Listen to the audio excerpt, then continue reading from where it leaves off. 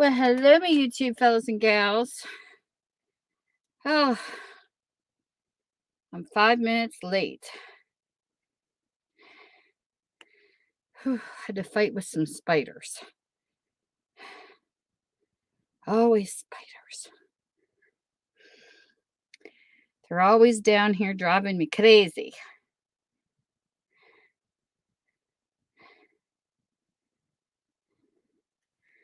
Alrighty. So as you can see, I have a nice little mess on my desk, or my table, I should say. I thought I'd be ready.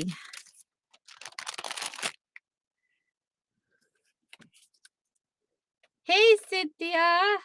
How are you?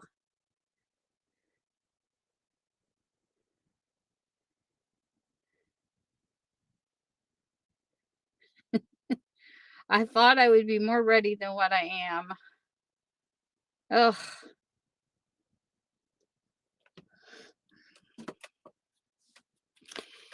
I didn't get to dye paper again, so I'm not going to be able to start the journal yet.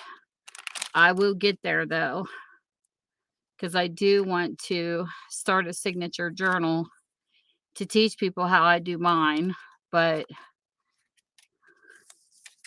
I just don't have the papers dyed yet that I need dyed to start my journal. I have my cover ready because I bought it off of somebody else, but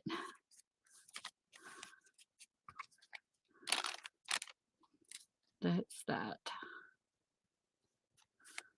Decaf maybe.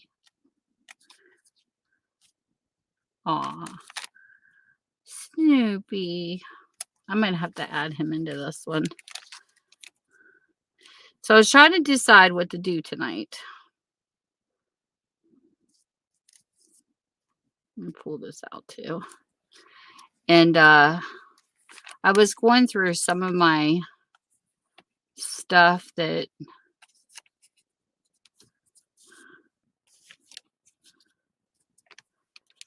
I've been cutting out of just random junk mail, and some things are out of magazines. Hey, Tim. Hey, Chris.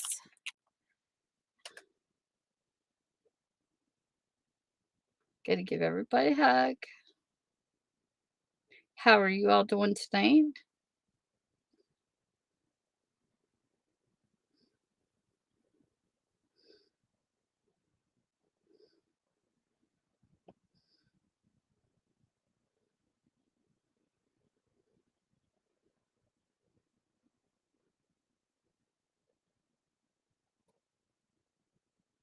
Let me get some blues on you people.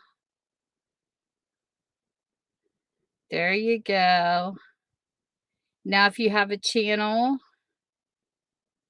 that you would like to promote or your own, you can stick it in the stream.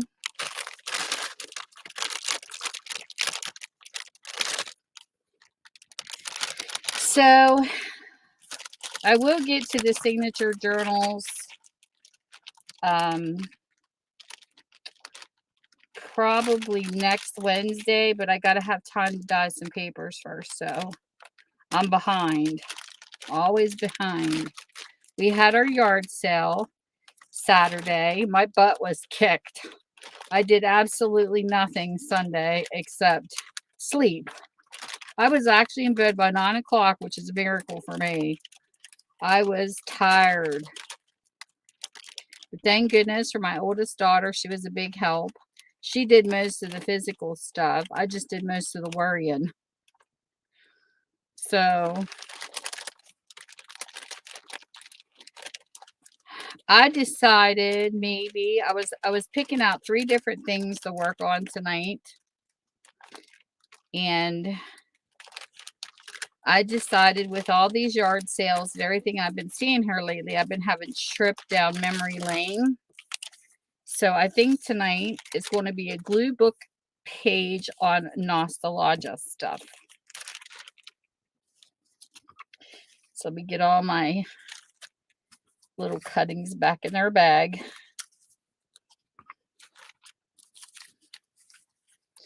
so that I can pull my glue book out. But this is what you do. It takes forever to find the pieces. And then once you get the pieces, you're good to go. All right, Tim, hurry back. It was good, Chris. We had like a lot of traffic. We always do here in the community yard sale. I kind of felt bad because towards the end, we used to do one with my mom. And towards the end, it was like because she was the only one on the lane doing it, it's like she could hardly get any people to show up. And I told her when it's a community, especially with the gas prices, people tend to want to come out more when you have a lot more families doing it. So what they do here is they promote it on our Facebook community page, quite a few of them, and then they make up, all the addresses, and they have a map, like an aerial view looking map type thing that they have drawn out, and they leave it at 2 different stores here so people can grab a map and then come find us all. I'm on the main road, so I'm really fortunate about that because I'm right off the main highway. Like I'm not on a back road like some people. So it's really easy to find my house. But this year we did something a little different. Instead of having it in the 2-car garage in front of the house, we have a neighbor that has this humongous bush that's always in the way, and it hides the yard sale anyways. So, plus the traffic's always slowing down, or they're parking across the street in the business parking lots, and the businesses don't like it because we have businesses across the street, and some of them get snooty about it, and we can't help it because we only have a little bit of a driveway. So this year was different because I told my husband we have a back garage that we usually just keep for like mechanic stuff, but we cleaned it out because we're getting ready to replace the roof. We want a cement patio out there.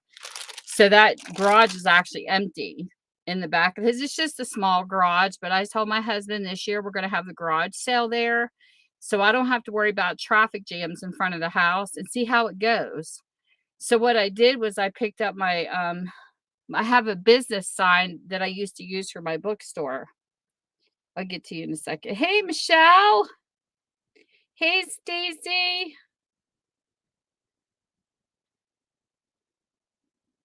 And get my hugs in. Hey, Jerry. How are you? I got some new people coming in, which is always nice.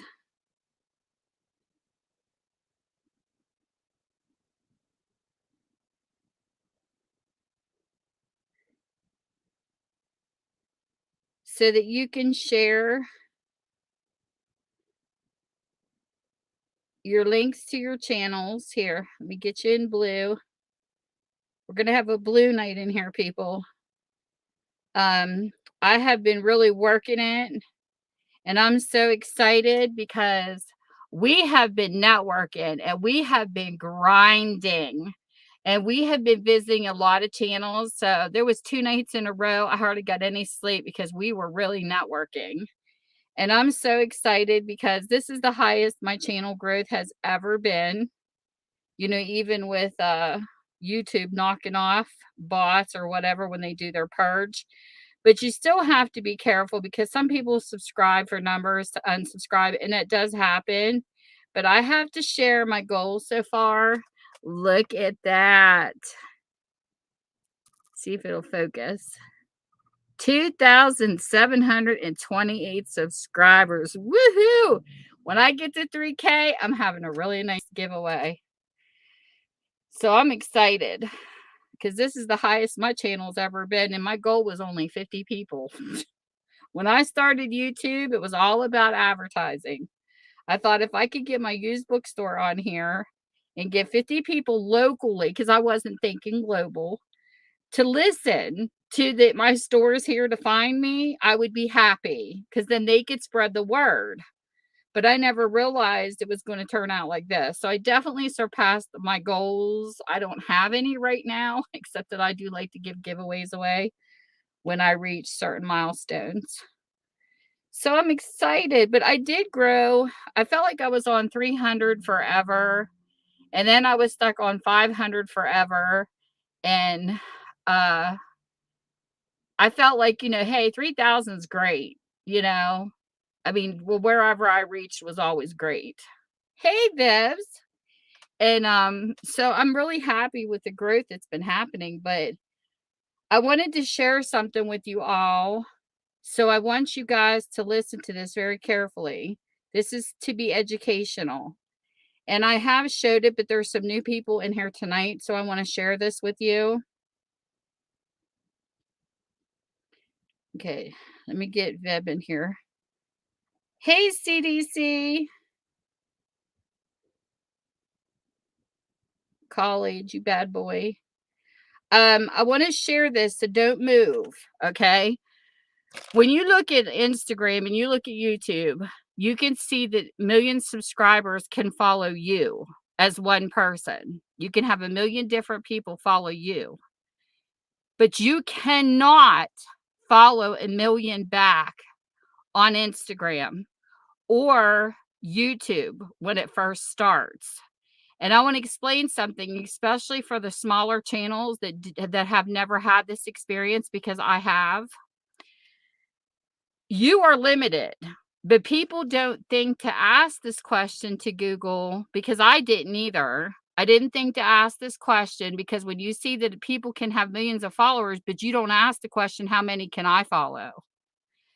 So when you type it into Google, this is something I want to share with you guys, because this is very important. And this might be why subscribers are being knocked off or people are unsubscribing from YouTube.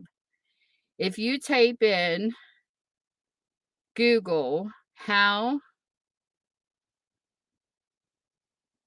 many, just hold on. How many people can I follow on Instagram before being cut off? Look where I type this into Google.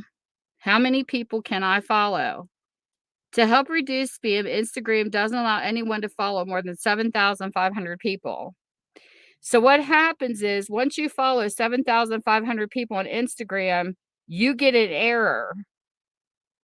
And you don't understand why, because it doesn't say that you can only follow 7,500 people. It doesn't give you that as a pop-up. The pop-up comes as an error and you don't understand what it means. Well, whenever I kept trying to follow more people, I kept getting the same error. So Tammy's common sense kicked in and said, okay, I'm going to Google how many people I can follow on Instagram. There is a cutoff. So then I decided to play around a little bit, because sometimes I would have hair extension businesses or businesses, they would add me, and then the next day I would lose numbers. Okay, now this is Instagram we're talking about right this second. So they had an unfollow and add app, so I decided to just investigate. So when I added the app to my phone, I noticed that businesses were adding me, and as soon as I added them back, they would delete me, because that's how they were picking up people. So don't think that people are not unsubscribing from you. I don't believe it's all a YouTube purge. I think that people are subscribing and unsubscribing because they're not showing up in my subscriber list when they say done, I subscribe. They're not there. Go check and you'll see who's subscribed and who isn't, as long as their stuff is showing. So type in the same question for YouTube. How many people can I follow on YouTube before being cut off?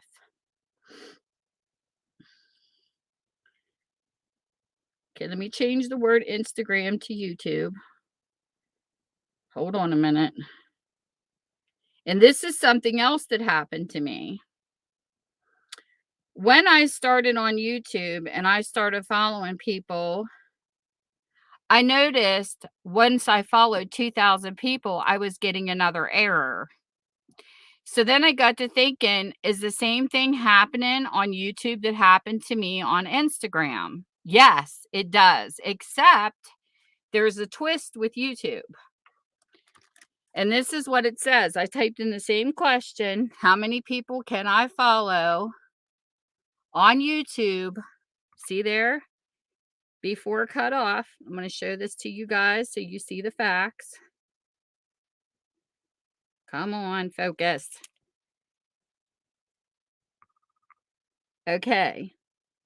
So when I hit enter on that, it takes me down to this. What is the limit of subscribers on YouTube? So you click that open. See what this says? In general, you can subscribe to a maximum of 2,000. Okay, then you get an error.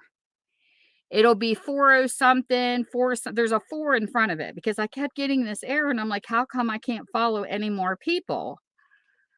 Well, what happens is people start unsubscribing because they can't subscribe to new people. So the reason why is 2,000 people have to follow you back before your channel can grow past this limit. And a lot of people don't know this. And they'll get an error and they start unsubscribing because the best information YouTube gives you is to go down your list, and who doesn't have channels or abandon them, they have to unsubscribe before they can add new people. And it's not just one. Sometimes you have to unsubscribe from 5 people before it'll let you subscribe to one channel. So this is the problem on a part of the growth on YouTube when you're trying to grow your channel as you're a newbie, because if these people don't subscribe back to you, you're screwed for a while. And you can't move, because it happened to me. So this is just a heads up to educate, because this does happen. And if you have any questions, just let me know, because I got a lot of answers. Each of them. For stuff like this, because it happened to me. I couldn't grow my channel past a certain thing, and I couldn't understand why. And I'm not answering any questions on Facebook, so please don't message me right now. When I'm doing my live, it's too distracting. But just to let you know, this is part of the problem when you're growing your channel, in case you didn't know this.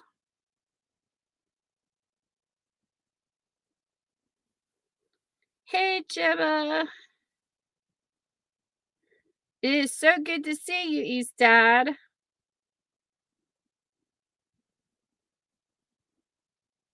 I almost called you East Daw. East Dad's got a great gaming channel. Here, let me get... Where'd he go? Where did he go? Where did he go? Why am I not seeing East Dad? Okay, that's weird.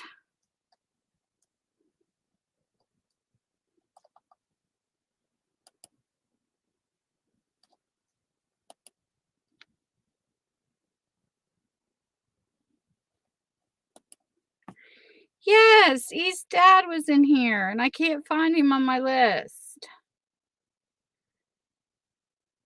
Where you at, East Dad? Type something. Why am I not seeing him? Well, hold on.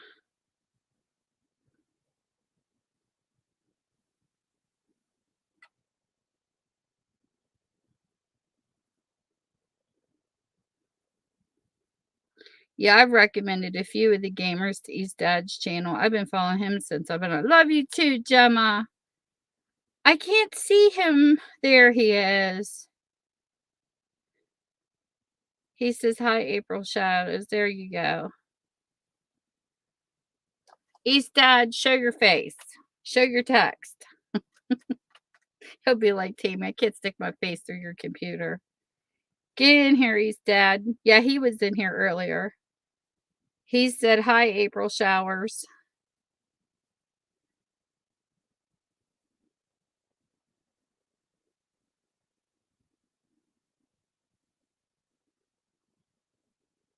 He must have left. Hold on. Let me see if I can even type something in here. Wait a minute. I know we have a delay too, but give me a second.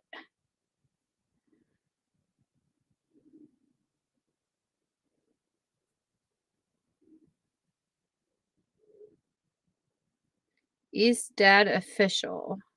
Oh, okay.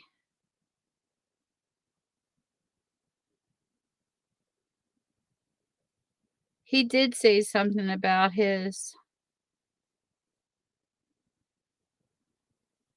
account being hacked on Instagram. So hold on a minute.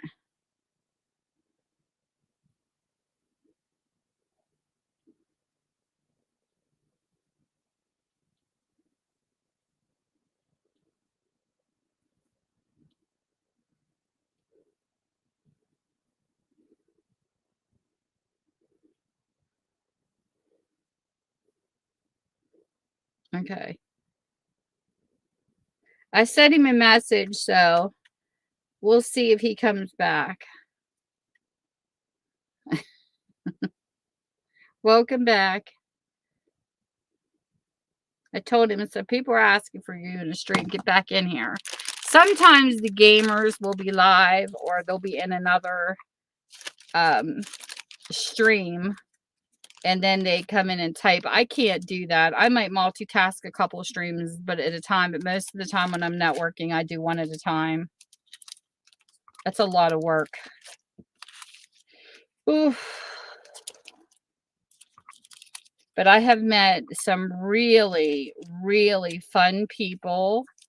It's really cool to see my analytics change to have people from the Philippines and Hong Kong watching my channel now besides the United States.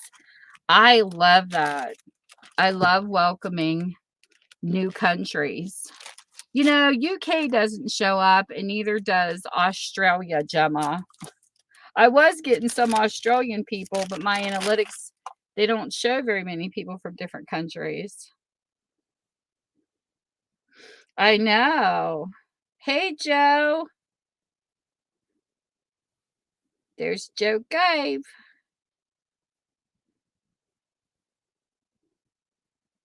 Yeah, I'll show you, Gemma, what it shows in my analytics. It's interesting. I have a couple people from the UK. I watch a couple people from the UK too. I think it's the time. But if you go down my analytics, it's really cool. Let me see if I can find it here. It shows you who watches you, like the age group and your audience.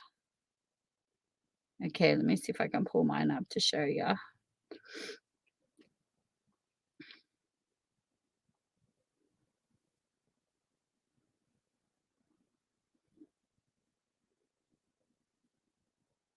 Come on, where you at?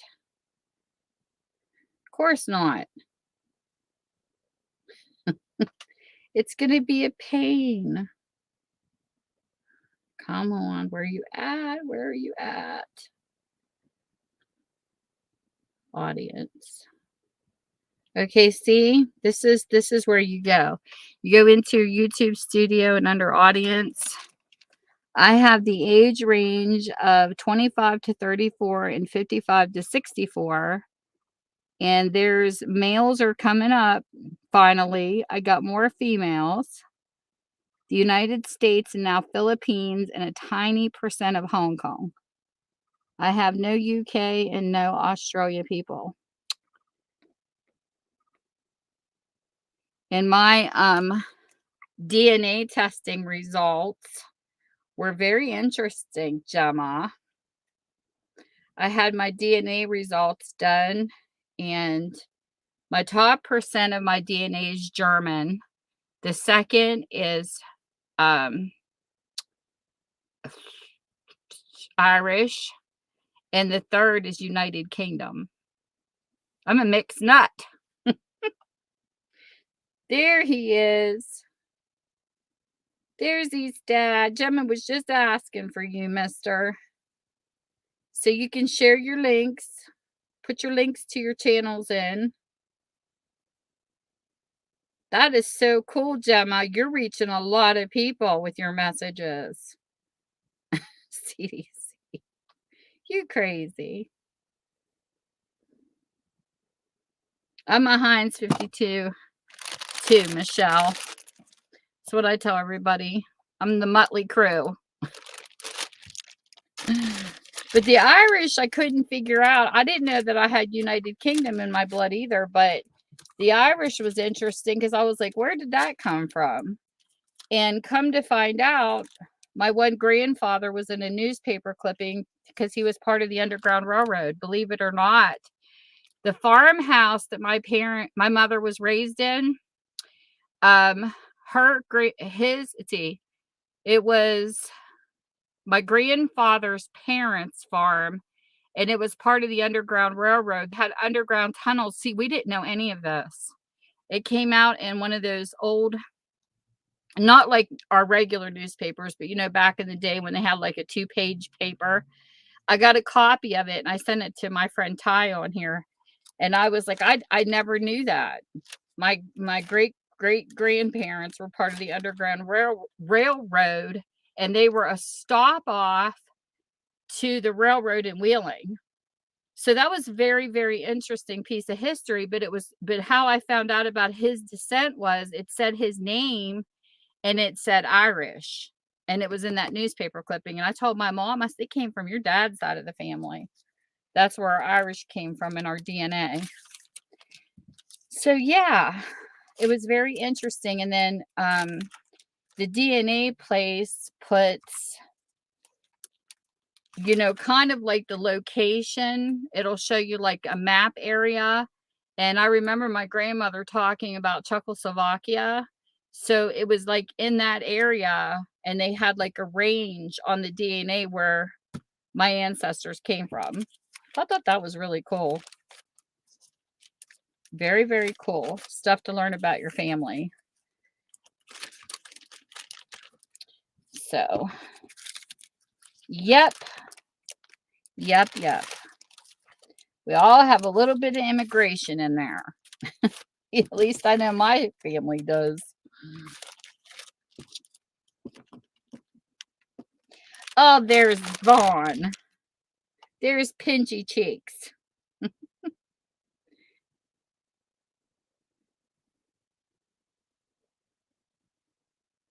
That's cool, Cynthia.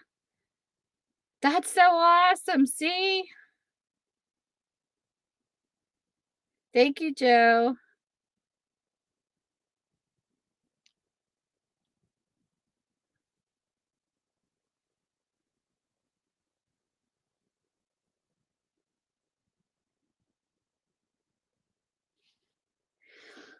My ancestors. I don't think so, Stacy. Free time is how many hours you have, but I wouldn't say it did. I pay for my Hey, Sharon. I pay for my StreamYard to have unlimited. Do they still even give it? I didn't think they did. Do they still give the free hours? I thought they were going to cut the free hours out, so I just started paying for it. Hey, Laura, are you being a good girl today?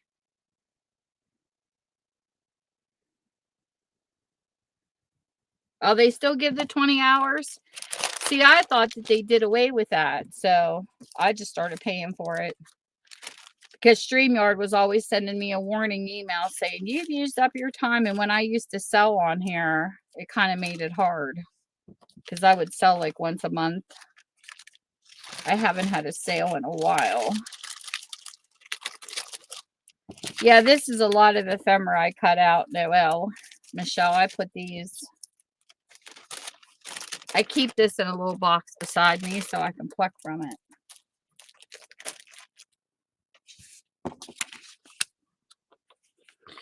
And I ordered some new brushes because for some reason, every time I use my favorite paint brushes on glue, look what it does.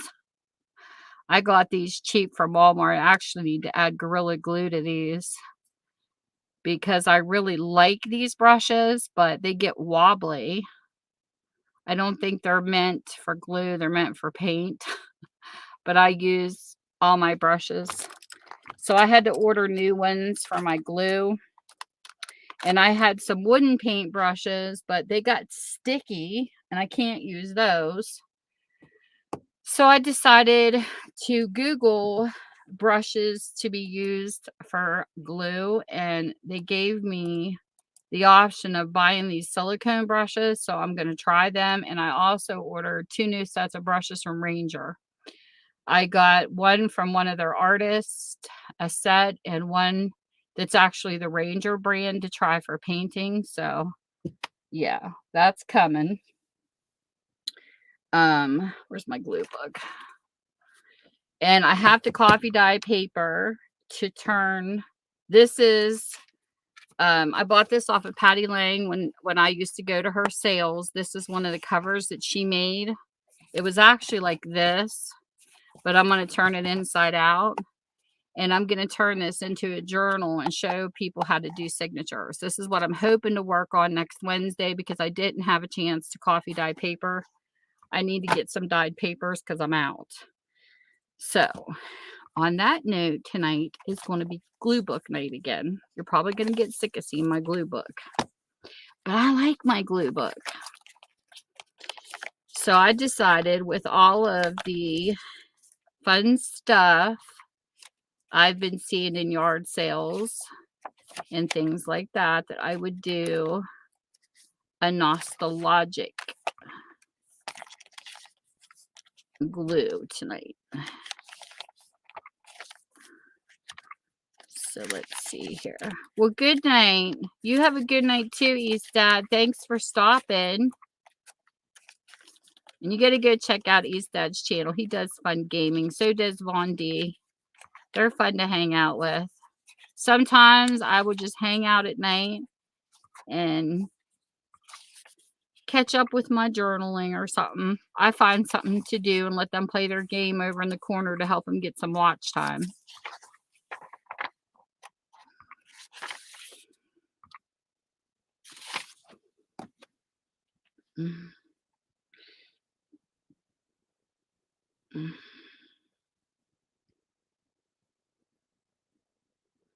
But networking has been fun here lately, and it is great. Here, I'll stick his.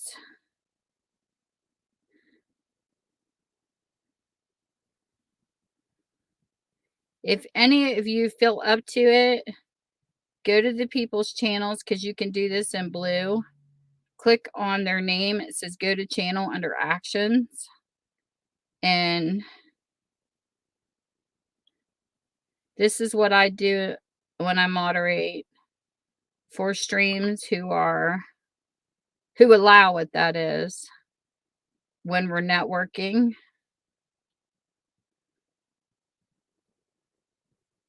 So that people can go check out their channels.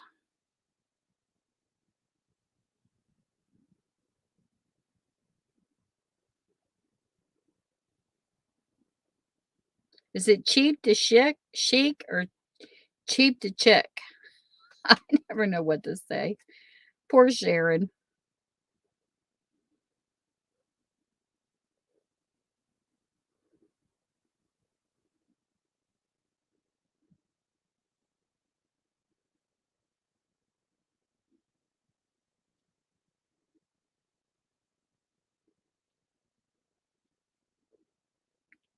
And you are allowed to self-promote in here and promote other people.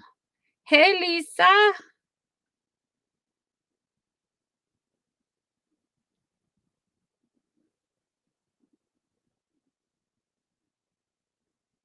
Like chic.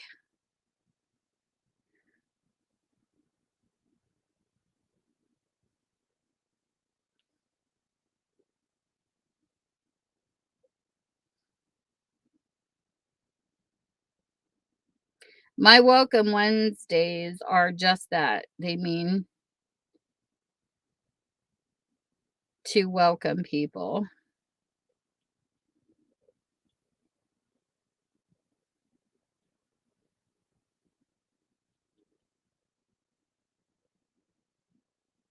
And when you moderate, this is a good thing to do. Yeah, somebody told me that, Stacy, that if other people, you can do everybody else's channel, but have other people do yours.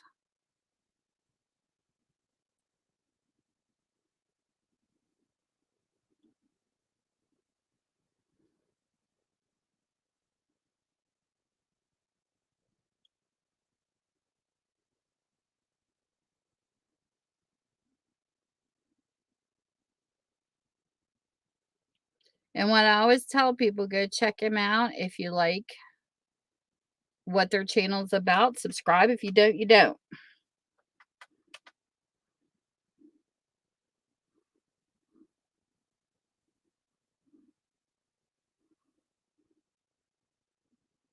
And people that don't have a channel, but might have like a video like Chris does, and I'll just put, this is how I mod.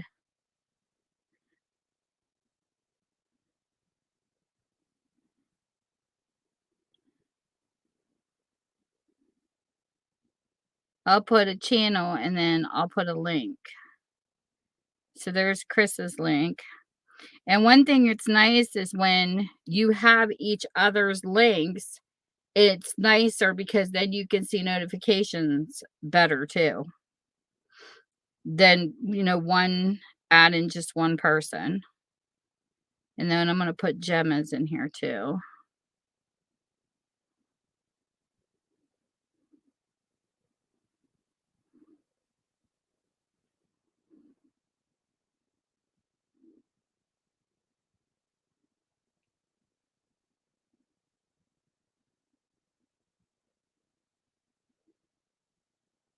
Especially if you know people who,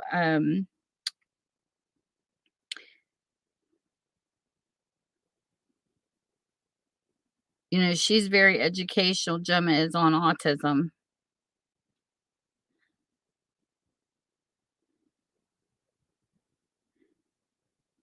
Here's Vaughn's channel.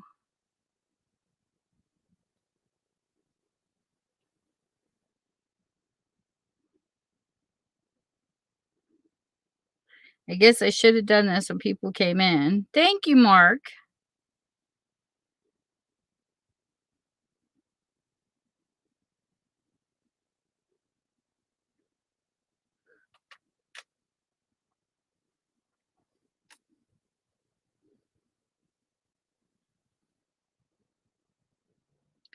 And then let's get Mark here.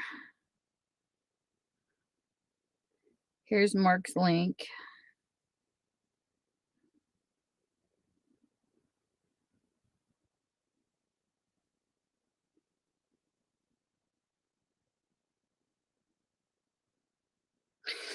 To his. Yes, Gemma will keep you updated and she will keep you educated. And I love that you do that because there's so many people that need educated for sure. Who else did I forget?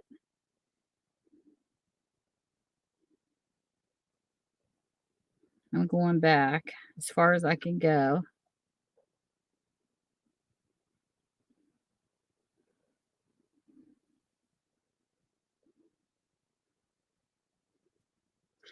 Here's Joe's link.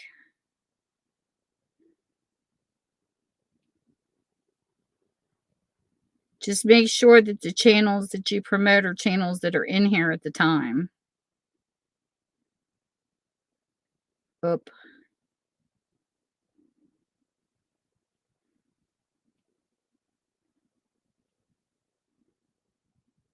There's Joe's link. They have to be in the stream to be promoted if you want to promote someone. And then Cynthia.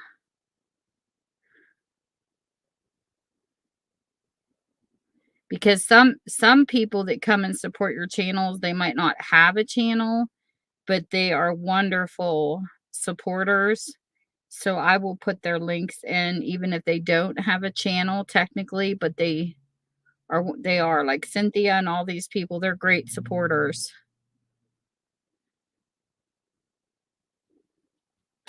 Here's Cynthia's link. She was in here.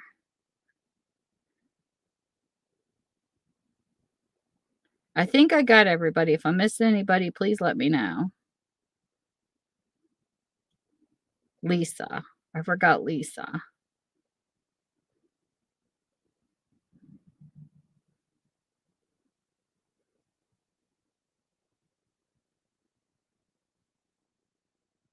You're fine, Joe. I do that too. I was watching Gamers here the other night, and that's what I was doing. I said, "Sorry, I have you muted." I was watching TV. And Laura, she's got a channel too.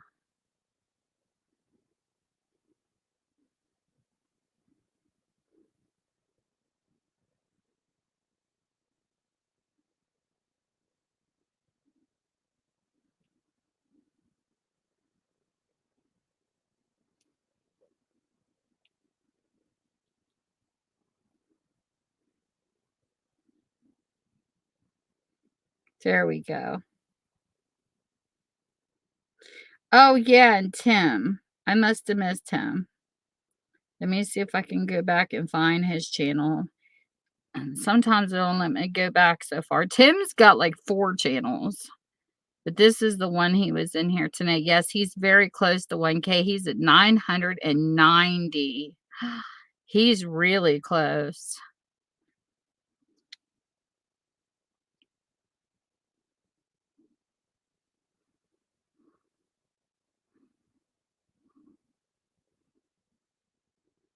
That 1K is so much fun to get.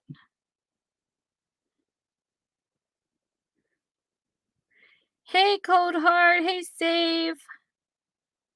Well, hello.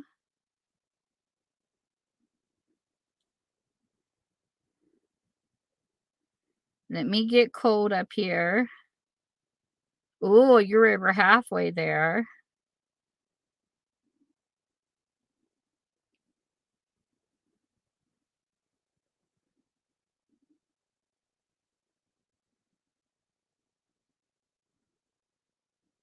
Here we go.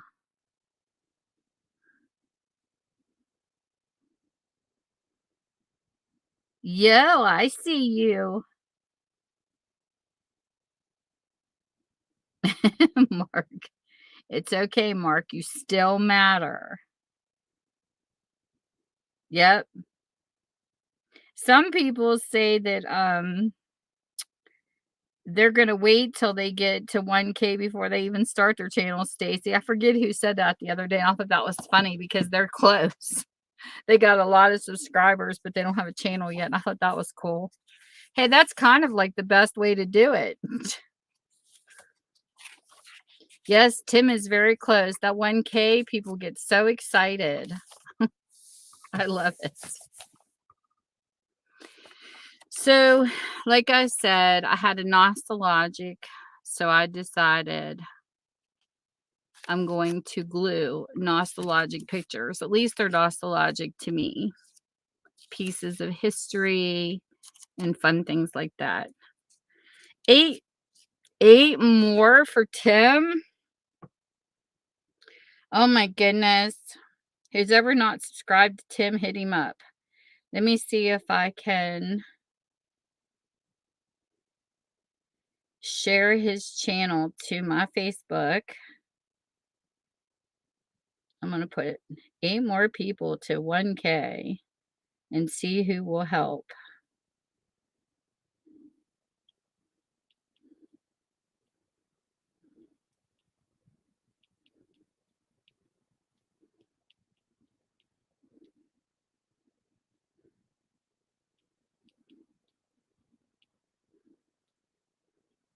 Tim's a great guy. He's very friendly.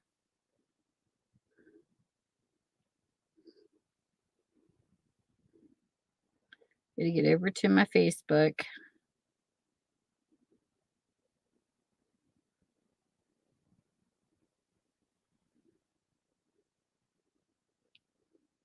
Come on, Facebook. Why do you gotta be? Give me a second. Here we go.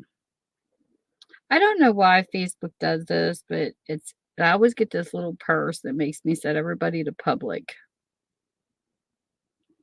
Okay. So he's set to public on my Facebook. Anytime you get close to 1,000 subscribers, you let me know and I will share you out. Yeah, some people do have their lists private and it sucks. Cause I like to see who's on the subscriber list too. I like them being open because you can't see them when they set their preferences to private. I can't see if they're following me or not. But if I unfollowed everybody who had their settings to private, it'd be awful because I have quite a few friends that do that, and I know it's sad. I don't particularly like that preference, but I don't know why people I understand it on YouTube. I mean, not YouTube, Facebook, because you're sharing pictures and stuff, but I don't know why they have privacy settings on YouTube. I mean, it's not like you are trying to reach people global. I mean, it makes no sense to me, but that's just me. I don't know. Well, thank you, Gemma. You're pretty awesome yourself. She is a pretty awesome girl. And guess what? I know a secret about Gemma. She likes Elvis. Gemma. I have to tease her a little bit. She likes the king. She likes Elvis, people. You should see her collection. My mother would be jealous. My mom likes Elvis too, Gemma, and it's so cute. She did her whole collection on her channel, and it was adorable. And I saw a tin the other day, and I thought of you, Gemma, and I thought, I wonder if she'd be mad if I did. I wish I had your address. There was a tin like this long, and it had Elvis clear across it. I forget what it held, but I was like, oh, this is kind of cool. And every time I see Elvis now, I think of Gemma. But I know she likes collecting him. I just don't know what the shipping would be. At this point in time, shipping's so ridiculous. Oh, you're going to have to do an update.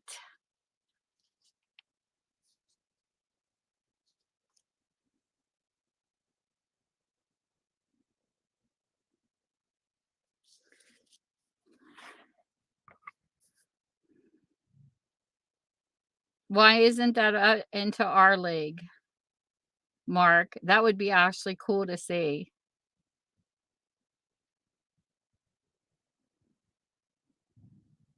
I have a thing, yeah.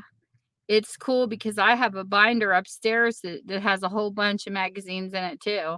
So that is up. That's in our league, Mark. We like that kind of stuff. My anniversary is coming up in July. Cold heart. July 29th, 2022 will be my 5-year mark on YouTube. But I've been watching YouTube longer. I've been here since 2017.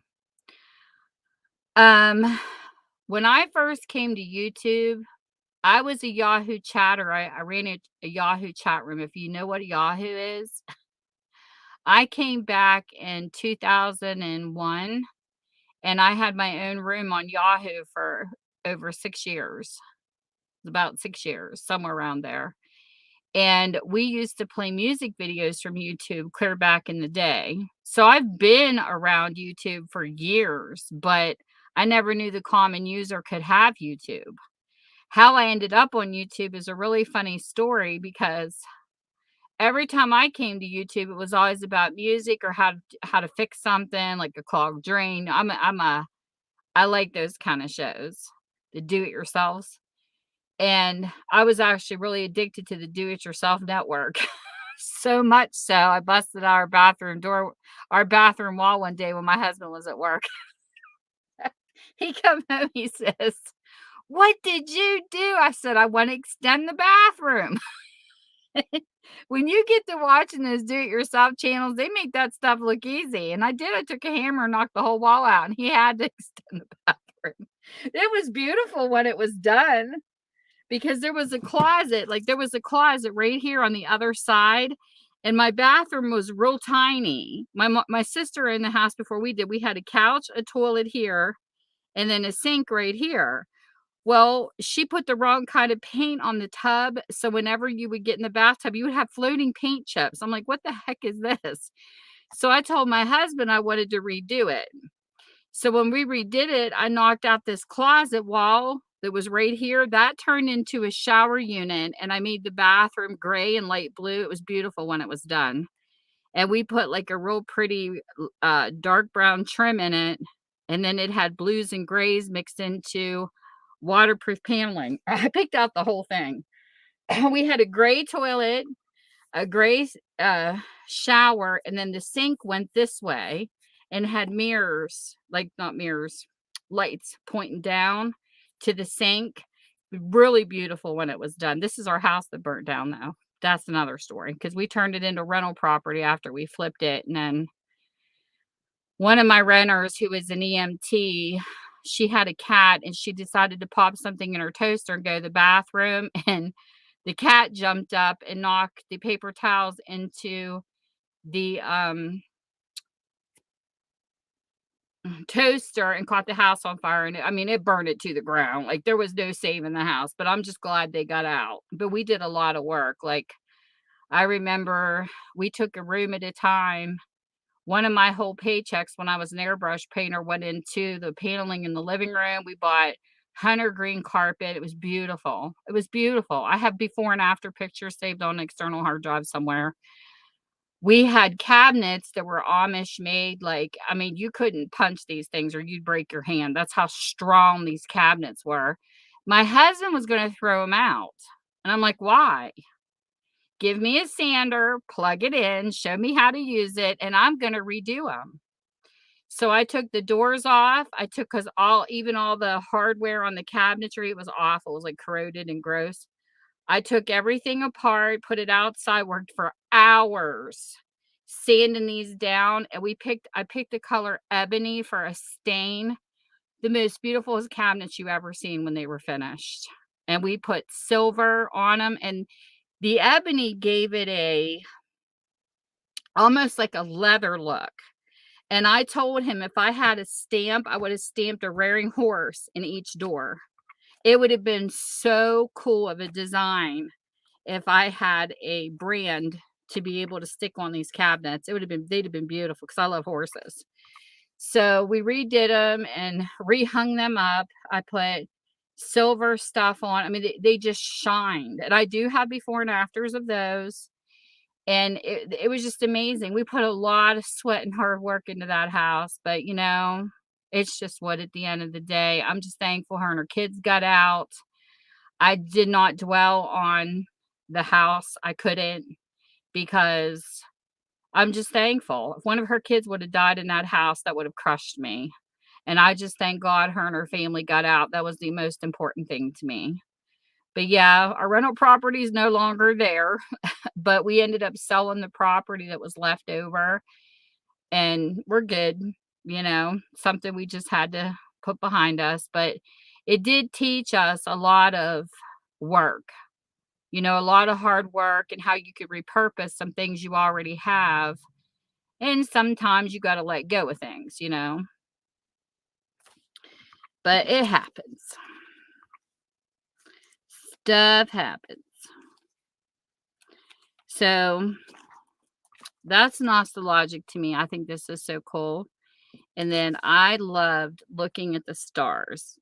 That's one of my favorite things as a kid, was laying on the ground camping and looking up at the stars or clouds and guessing the shapes they were. So this is my lost nostalgic glue book pages. That's what these 2 pages are today. Memories. Something that I could find in clippings that reminded me of something from the past that I enjoy. Okay, let's see here. Farms. Definitely love farms. I'm definitely an all country girl. Okay, so the question of the day is, who is going to tell me their dream vacation? Tell me what you like to do for your dream vacation. What is your specific type? My type of vacation is a log cabin by a lake. I'm not a beach person whatsoever.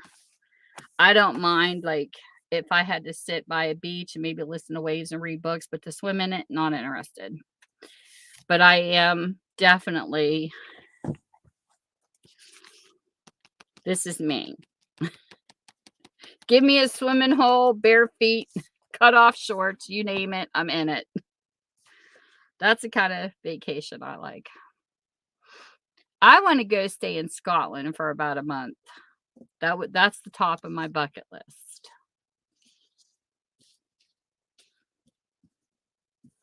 I think it would be cool.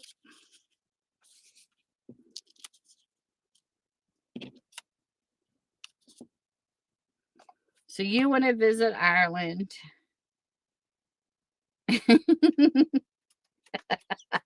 Sharon, that's so true. Where we live, that is so true. That's hysterical. And this here reminds me of my uncle's farm when we were kids growing up. They would have roads that we would take. I mean, I swear, this almost looks like the area. We used to ride hay rides down back roads every 4th of July. Gosh, the memories this brings back. My uncle had a farm and he had this great big barn, and we would climb into the top of it and we would throw open the doors in the loft, sit on hay bales, and just tell ghost stories. This is one of my favorite things every 4th of July when I was growing up as a kid. Ugh, memories, memories. And then we would have a big picnic where people would bring food and we would go and eat in the house and then have fireworks later and just have a ball. That's what me and my cousins did growing up. All right, Chris. Oh, that sounds like fun, Cynthia. Where's the beach people at? Are you hiding? Because I know there is a lot of people that like the beaches. Okay, let's see what else we have here. Oh, I gotta put Snoopy in there. Who doesn't love the Great Pumpkin? I love Snoopy. Favorite cartoons. This is so cool. I love this. We're going to put Snoopy right there in the corner.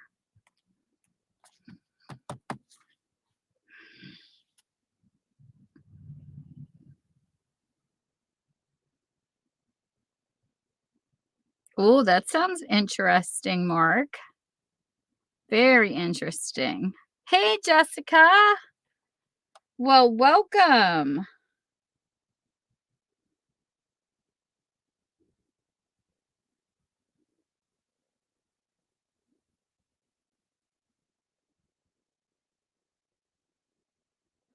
We'll put Jessica's link in here.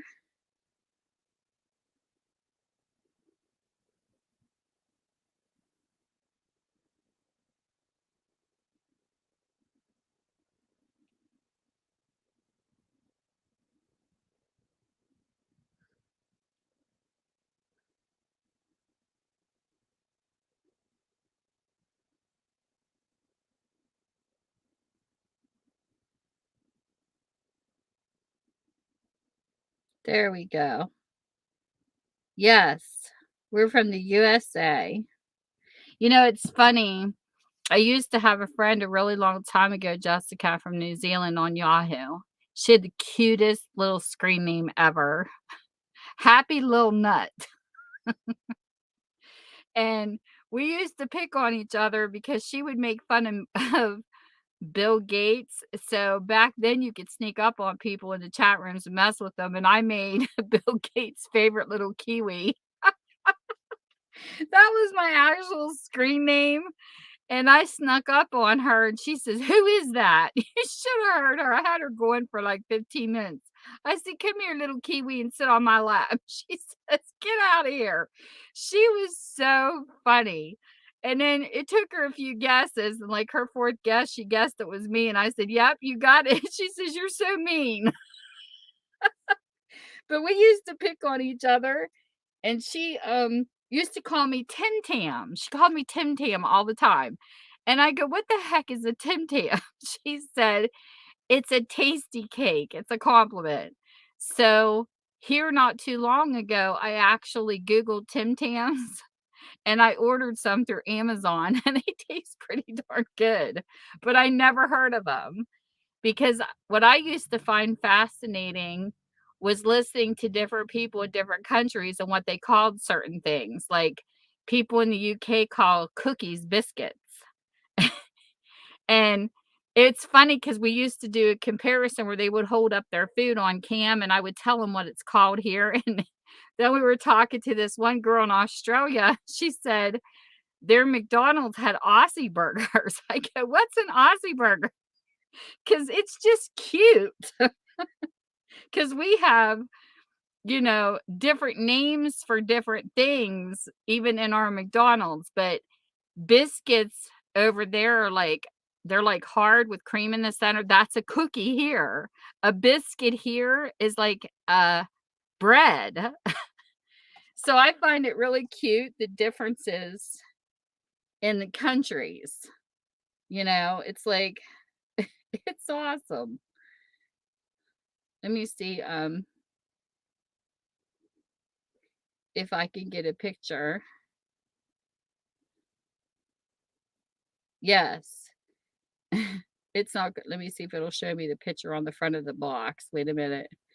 And people in the United States, west of the Mississippi, have never heard of cocoa weeds. You believe that, Sharon? These kids were deprived. And a friend of mine from Tennessee's like, "What's those dark that you hot cereal you people eat over there?" He said he never had until he went to Michigan. And I'm like, "You've never had cocoa wheats, really?" It's like cream of wheat, but it's chocolate. And they were so good, and I'm like, "You people were so deprived because it's really high in, iron. It's really good for you." I love cocoa wheats. Let me see if I can get a picture here so you get an idea what I'm talking about. Come on, Google, give me some images. Quit taking me to stores. Here I go, fighting with them. Okay. Not as bumpy. I don't know why they have this so bumpy on here, but okay. So this is Bisquick Pancake mix in the United States. You have your pancakes, you can make muffins, you can make all kinds of stuff. This is what a biscuit is here. It's not as lumpy, they're more rounded, but you break them in half and you put butter on them, and they are so good. They're made out of dough. So this is like nothing to do with a cookie. Now, a cookie over here is like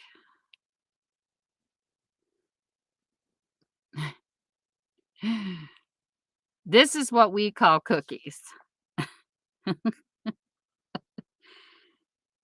But over there, they call them biscuits, like they're longer or something, but this is cookies here. It's just I love it, though. I love learning different things that people call things. But we used to sit and talk about this stuff all the time. I thought it was cool.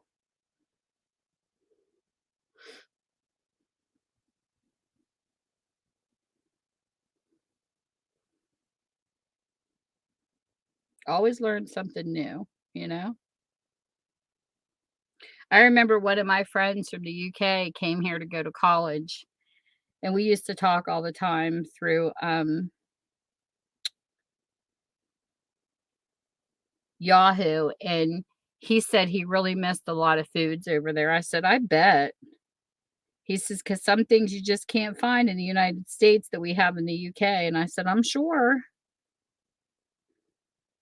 That'd be like if we left here, like, I know lamb is like a common meat in a lot of different countries. I've never had lamb.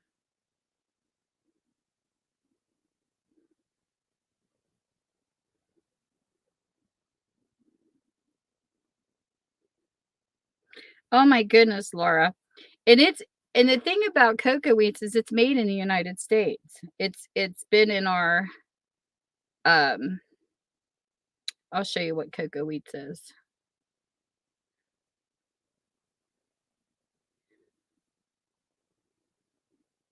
Cocoa Wheats is a brand of instant chocolate flavored cereal produced in 1930 in the state of Indiana, I believe. It was originally owned by Little Crow Foods. This is cocoa wheats. And let me tell you, it's delicious. We were raised on this because I never had grits. I never had grits until I went to Florida. This is what I was raised on. And the funny thing is, it's not focusing. Wait a minute. There it goes. You can make this lumpy or creamy and you put milk and sugar on it. It's the best thing you will ever eat for a snack. It is awesome. Yes. See, there goes Sharon. She's like, yes, the lumps. That's me too, Sharon. I love mine lumpy. It's delicious. And when you get it in your bowl, it might look crappy to some people, but it tastes really good.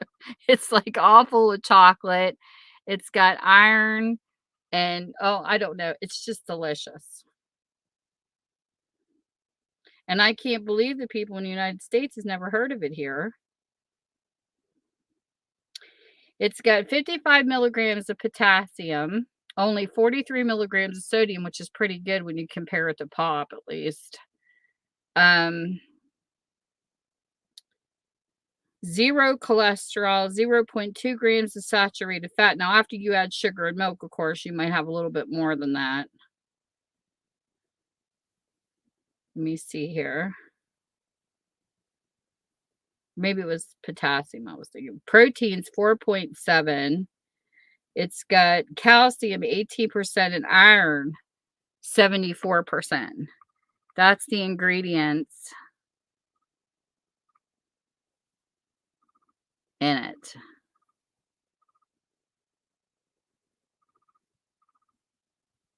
Cocoa wheats.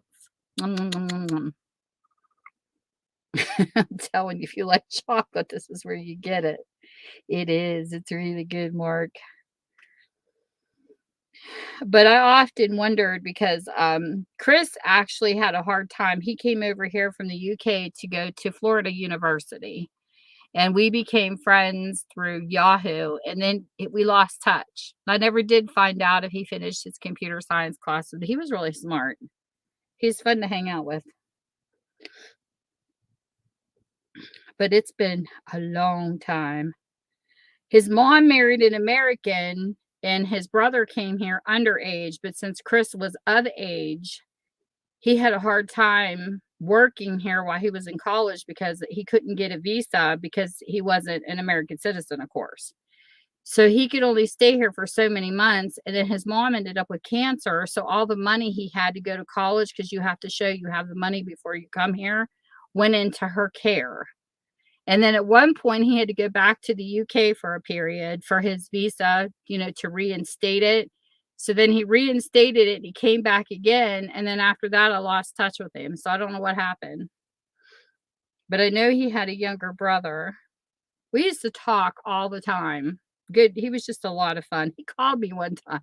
And my daughter answered the phone and says, Mom, there's some guy that wants you from Australia. He says she's a cheeky little bugger like her mother. And I said, he's not from Australia. He's from the UK. I said, you can always tell the difference because UK's pronunciation's more clipped. And Australians kind of drag their words out more. I don't know. I've been so used to hearing voices through Yahoo that I picked up on a lot. The only one that I have a hard time telling the difference between is Australian and New Zealand. Unless they talk about certain foods or certain subjects, then I know if they're a Kiwi or Aussie. But to me, I hear like a lot of the same, pronunciations between the two countries. I can never tell the difference between the two of them sometimes. It just depends. But UK, I don't have a problem. As soon as I hear a person from United Kingdom, I know immediately that they're from there. But it is interesting hearing all these different. And then there was one guy that used to hang out in the computer rooms. He was so rogue when he spoke. I said, "You definitely have to be from Scotland." And he was. He had a real, like, Scottish rogue accent. So it was wild. "Hey, Betty. Hey, vintage hippie. There's Denise."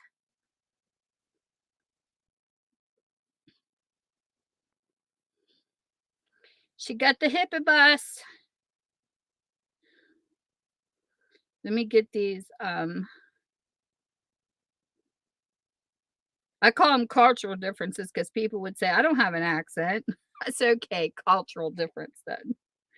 Let me get your channels in here.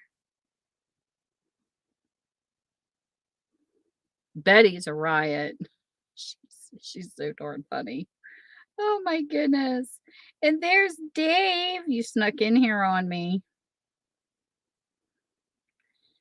I liked your name Peg, and you went and changed it.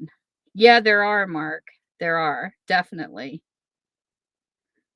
Welsh has definitely a different accent too. I can't remember where the other guy was from. There was one guy I met that was Welsh and another one, where the heck was he from? And I could tell the difference in accents between them two too, because the Welsh was just different. Where the other guy, he was more like a crisp accent. I don't know how to explain it. I just know it when I hear it. Let's see here. Yes, exactly, it is. It's interesting. And I still don't get the history between Welsh and regular English or like English Brits. I don't know. I know there's a feud there, but I never could understand it. Somebody tried to explain it to me once and I was like, I'm confused. I guess you have to know the history and study into it to figure it out, but I'm not good with that.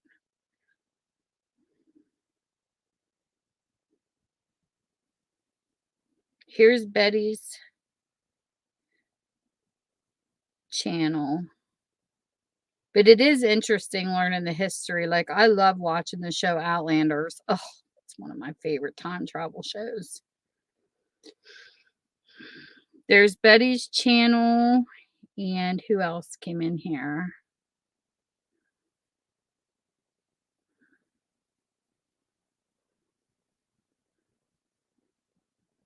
Denise's channel, which is the Vintage Hippie.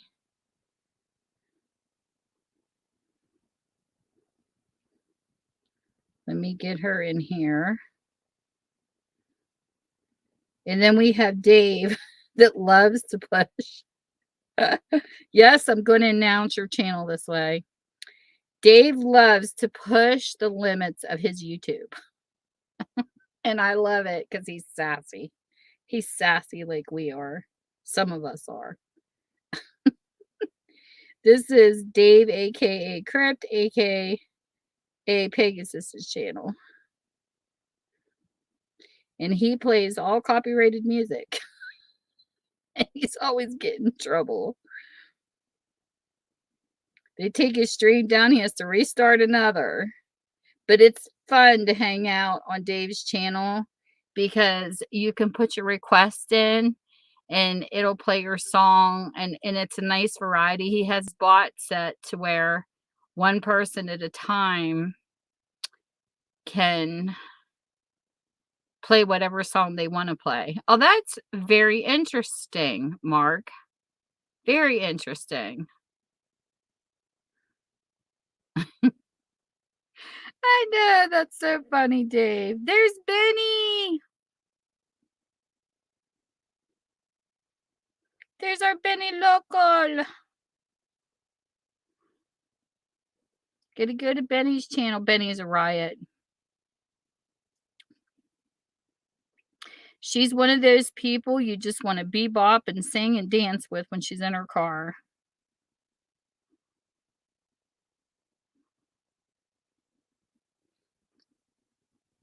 Benny, I'm working on 3K. I'm on the road. I don't have a goal. I just know that when I get to 3K, I'm going to have a giveaway because I like doing giveaways. But I don't have a goal after, I didn't have a goal after 50. It just kind of takes off and takes me where it goes. I just go with the YouTube flow. Oh, you are welcome. And I don't know why you weren't blue before. Didn't I have you blue before? I thought you were blue before. I don't know. YouTube's been so wonky lately. But you can get your links in, check out people's channels, and see what you think and go visit.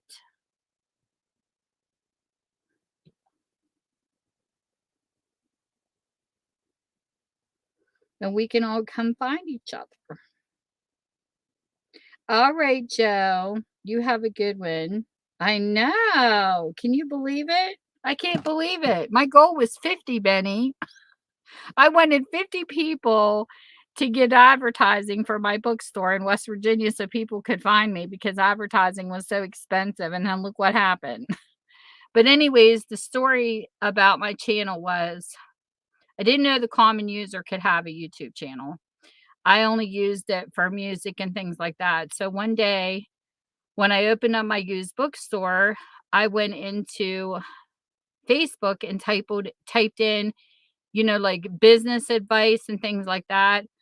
Well, I ran into this guy and he was talking about doing videos and showing the product you were selling. This is how I ended up with the YouTube channel. It's so funny. And he said, find tools that are free and, tell, the area you're in and things like that and try to find, people to do it. So YouTube was a tool to me when I first came here. So I decided to look up a business person on YouTube because he gave that suggestion. Well, I wasn't signed up for anything. And I was listening to this guy talk about business on YouTube. And I went to comment on his comments and it said, you can't comment. I was blocked because I didn't have a YouTube channel. Like I didn't have a way to type in because if you don't have a YouTube account, you can't comment. So I decided to hurry up and make an account because I just wanted to talk to this person. And I forgot what email I signed up with. So I had a mess because he was saying, get yourself out there, make yourself a YouTube channel. And I'm thinking, and I said, but I didn't think the common user could have a YouTube channel. And he said, yes, you can. And you can show your stuff. So that's how it started. And I forgot what email I signed up with. So when I'd sign up with my second email, I kept getting a conflict because people were adding me on the other channel, not the right channel. So I had to shut both of them down and delete them and then restart where I knew where I was at. Because believe me, I don't know how people do 4 and 5 accounts on here because I'd have a major conflict. So that's how it started. Yes. And the next thing I know, I had my 50 people and people were welcoming me into YouTube. And I thought, well, this is kind of cool. And I found out these people weren't in West Virginia, though, Benny. I'm like, why am I picking up people not in West Virginia? Because I was trying to get my store. Like, I thought I could do a specific location. I wasn't thinking global. So I had these people joining my channel from like New York. And I'm like, but I'm looking for, and I did. I kept typing in the search engine West Virginia to get people in this area to see that it's here. And all the people in West Virginia were too far away. So people local, we don't have a lot of local people that have YouTube.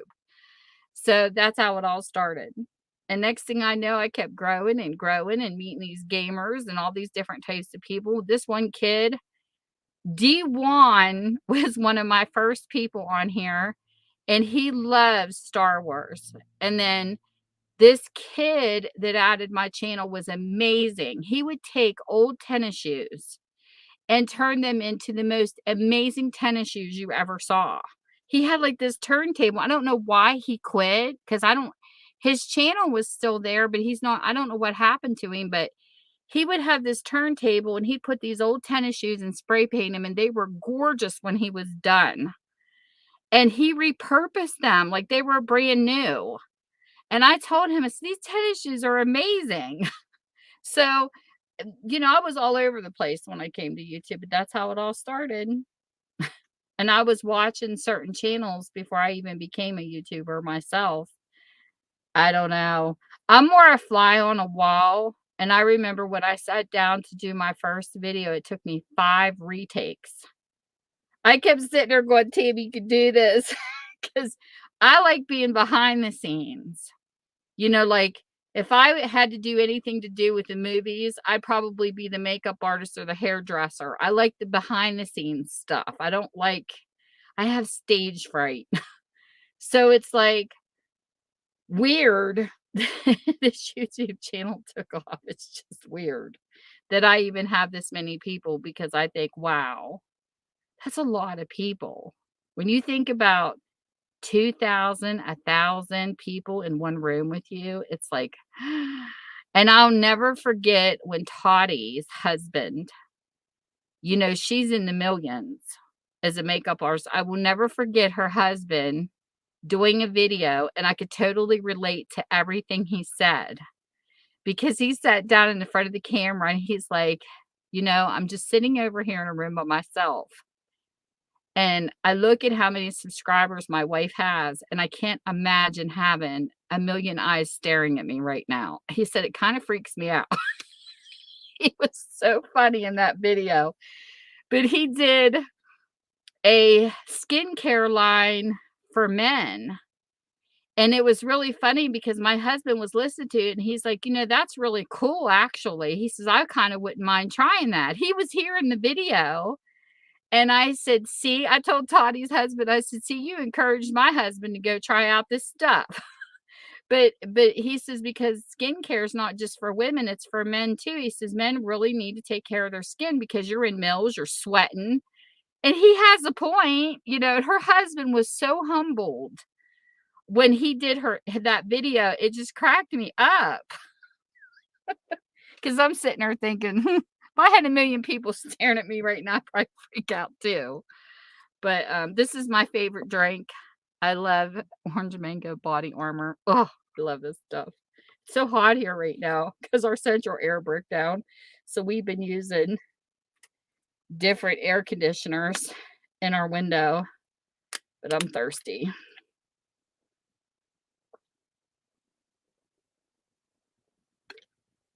But anyways, so I can't even imagine, you know what I mean? When I look at even the people on my channel now, it's like, oh my goodness, all these people in the same room. And coming from a chat room, you had different people that could share the microphone. It wasn't just one person talking. You have like 50, 60 people in the chat room with you, and we all shared the same microphone, kind of like you guys when you do panels. So 5 times I redid my first video. Like, I can't do this. It's like, what's wrong with you? And I said, I feel so weird because I feel like I'm talking to myself. I said, it took me 5 times. I said, I'll get it. So I redid the video and I kept redoing it. I'm like, okay, Tab, you got to stop doing this and think that you're talking to people out there. 5th time I finally got it right. But I kept getting nervous, like, and I felt stupid. But then once I got the hang of it, I was okay.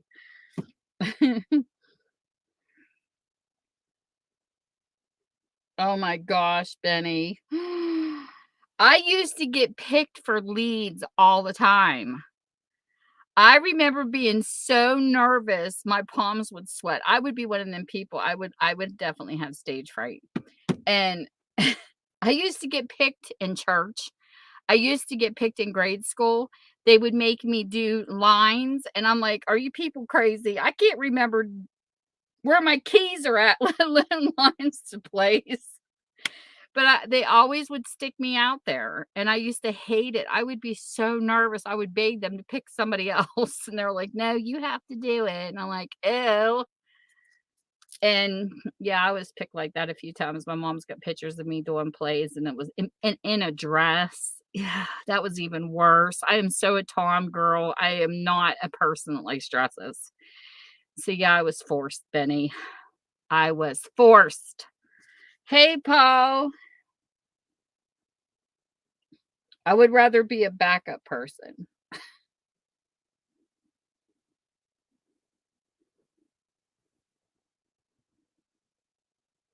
And then we got Paul's channel, which Paul's right up my alley with that word books over there. I love my books. I don't care how many gadgets they ever bring out. There is nothing to me like holding a book. I like holding real books.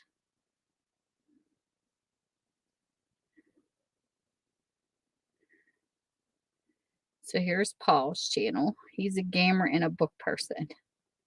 Yes.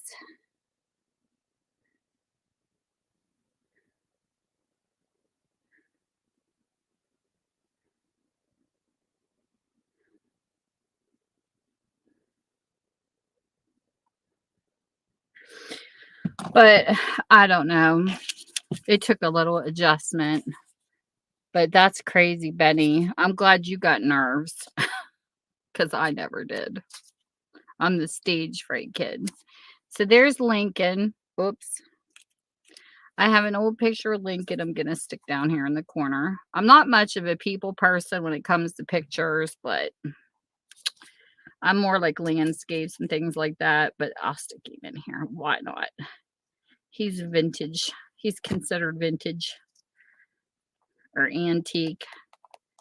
You know, there's a lot of confusion. Where's CDC at? Did he run away? There is a lot of confusion in the definition of antique and vintage. The original definition is 50 years or older is vintage, 100 years or older is antique. But you have these people that want to change everything. Just like my birthstone has always been garnet, and now they're trying to change the end of the month of January to something else.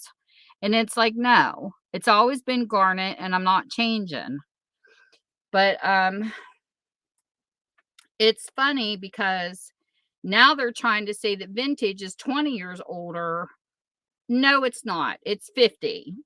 I don't care what anybody says. It's 50 years and older. The only reason why they're trying to do 20 something years is because they're trying to get the same money value out of something, calling it vintage. But to me, vintage is 50 years and older. It will never be 20 years. I don't care what people say. But that's what they try to do. Always try to change the definitions of everything.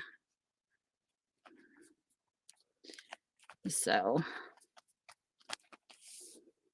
yeah, they always try to do that. And it's like, nope. Because I tease my husband because we're in our 50s. I always say, "You're vintage." I go, "You're vintage now." And he just laughs. Because when you think about it, you have to be a certain age even to get on AARP. You can't get on AARP if 20 years if you're only 20 years old. So to me, that's not old enough to be considered vintage. I'm vintage.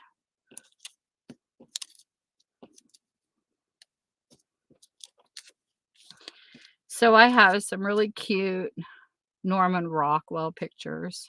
These are cute. Look at the little doll. He's listening to the heartbeat for that little girl. That's cute. Look at all them books. Look at those books back there. I wish I could get my hands on some of those. Give me the books. Give me them old books, Doc. That'd be cool. Then we have this guy here smoking a pipe. Then we have a little sheep. Of course, I love Christmas, so we have to get Santa in there. So I'm going to put Santa right here in the corner. You love red, white, and blue, huh?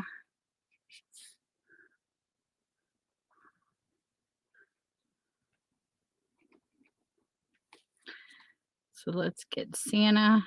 We'll put him over here because I like Santa Claus.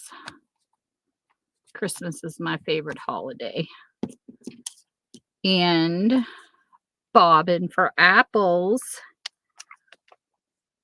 I love apple bobbing. That was one of my favorite things to do when we had a harvest barn party. Gosh, we don't ever get together and do stuff like that anymore. I don't know why. Imagine how cool it would be to have a barn dance. I would go.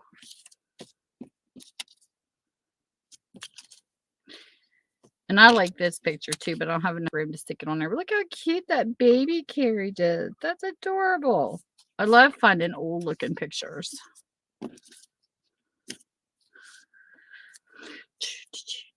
Look at this cow. He's got a bird on his head. I think we'll put him over here. Oh, that sounds cool. You know what I found? And I wished I left it down here to show you guys. Somebody dropped a box of books outside my bookstore a long time ago. And you know I haven't been through all my boxes yet. I opened this box up. Hey, Kyle. There's our charmer. Kyle, Yankee Kyle. He is a charmer. Definitely. I opened this box up, Betty. I got to share because I know you guys will love this. So I had no clue what was in the bottom of this box, and I found some vinyl records on top of it that are really old, and I can't wait to play them to see if they all work. Because I did buy a cute little record player that's in a suitcase. It's cute. Out come 2 Janis Joplin books.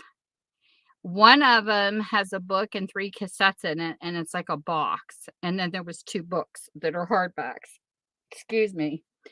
One is an Ozzy Osbourne magazine from the UK.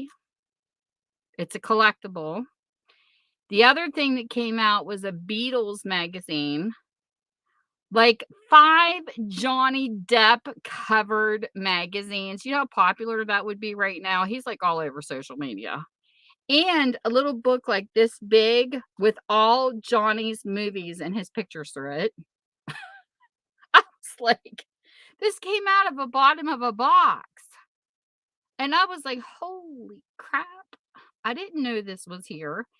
And a Mad magazine, even though it was written in the 90s, it covers from the 1960s. And I was born in 67. So this is before my time. So it's going to be really cool to read what was going on before I got here. And I was like, wow. When I found this, it's like a book. It doesn't even look like a magazine because I remember Mad magazines, people talking about, but this is like a book. Nice, real nice collection. I was blown away when I opened this box. So yeah, I never know what's in this bookstore because I haven't opened all my boxes yet. I love it when people say, do you have this book or this book? I don't know. Because I didn't order some of this stuff. And when my bookstore was open, I had the shelves filled. And then once so many sold, then I would replenish. Well, what happened was all the boxes are beer boxes. Oh my gosh, the story I could share about these beer boxes alone. Because they have handles and they're easy to lift. And the guy that I used to pick books off of, he would put them in your beer boxes because they were easy to carry. Well, We had a leak in our back garage, so I had to move everything forward. So I still don't know what it's in all these boxes. I have no clue. So it's like Christmas every time I open one. But I didn't have the room to go through them all because I lost my storage place when we had the leak because I was more worried about getting the books out of the garage because I didn't want them to get mold. So it was about saving the books. So I moved everything to the center of the house, and people who've been on my stream know my hot water tank went out. So everywhere I just moved my books, my husband had just taken some of them and moved them again. Thank God he did, because the hot water tank blew out and we had a fountain shooting over the top of the box, or all the books that were sitting there would have got ruined. And I did lose some, but I don't think it was anything important. I've had more water issues. So I'm emptying my vehicle one day, and this guy comes up from the neighborhood I had never met before, from my neighborhood. He says, "Are you having a party?" I said, "What?" He says, "Are you having a party?" I said, "What do you mean, am I having a party?" He says, "You're unloading all of these beer boxes." I busted out laughing, Benny, because when he got close to me, his breath about knocked me out. He's the neighborhood alcoholic. So he saw the beer boxes and thought I was having a party. I said, "Unless you can get drunk on books, I don't think so, dude." So he comes into the store and we have this talk. And I have no surveillance. So God only knows, this guy wanted to rob me, could have got away with it. But I just, I used to bartend. So I pretty much know how to handle people drinking. So he's standing here and he was kind of giving me the willies a little bit, because I don't know him. And he's thinking I got all this beer and he's coming, you know how addicts are. And I'm like, I just kept the conversation light. He was actually pretty funny, we talked and he was saying, tell me he had an addiction and admitted it. And he said his wife was like ready to kick him out of the house. So this conversation's crazy. So right before he goes to leave, he could even be listening to my channel. Hell, I don't know. I don't care. But right when he went to leave, I said, "Here, I have a present for you." I handed him a book on AA. I seriously, Betty, I did. I had an AA book. I said, "Here, take this home for free." That was probably the funniest conversation I ever had in my store. You take care, Cynthia.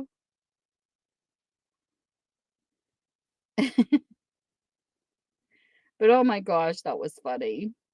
And I told him, I said, "No." Oh my gosh, it was comical.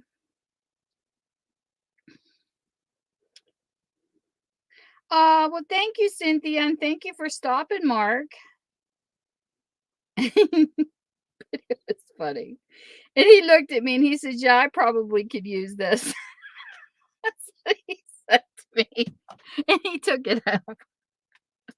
And he said that he might stop by because his wife was collecting Bibles and he wanted to know if I had anything for kids. So he did come by and he did purchase a few books off of me, but I thought that was so funny.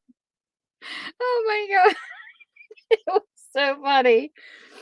But it was great though. And I said, "No," I said, "They just put it in beer boxes because it's easy for me to carry." But that was a riot.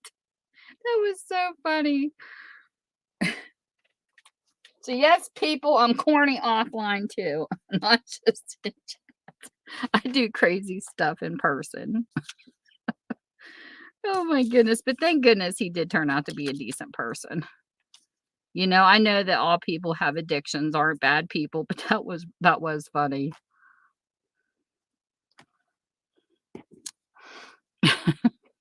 I just can't believe he thought all the beer. I mean, you just have to see how many beer boxes I have though. I have like thousands.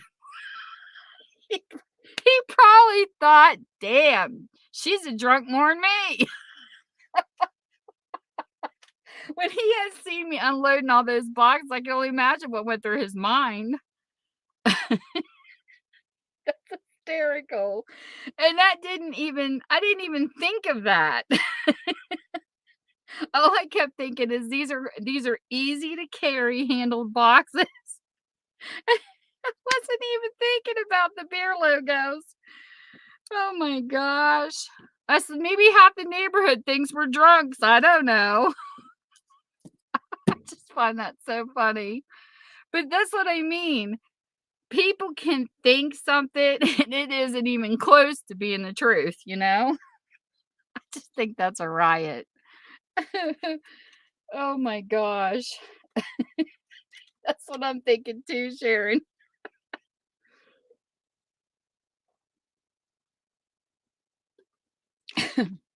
He's probably thinking these new neighbors are as crazy as I am. Oh my gosh. I got a kick out of that. I told my husband that didn't even occur to me. My husband laughed.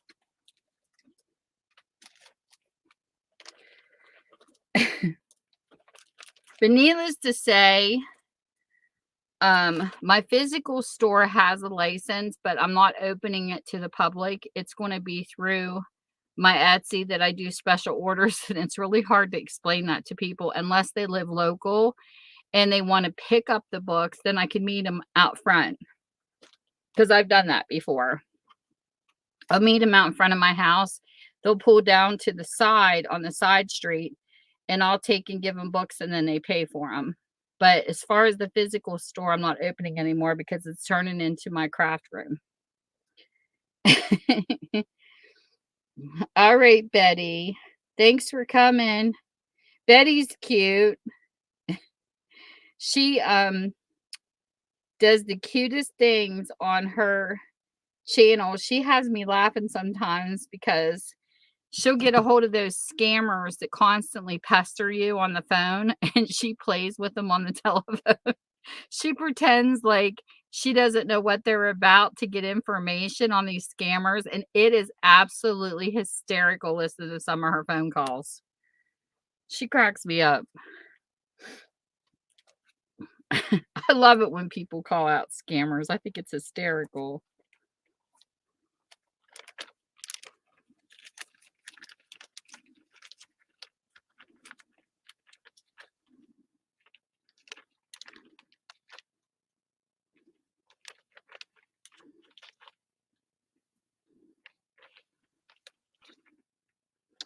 I don't know if I have any words.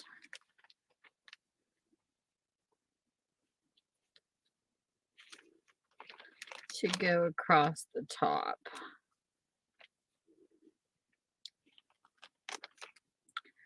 of these pages or not. I don't think I do.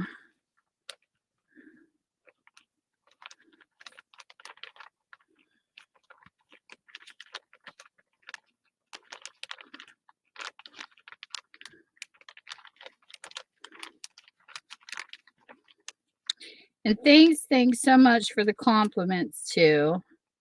There's so many great people I've been running into lately. They are so awesome. It's so nice to be away from drama for a change. It's nice having a break.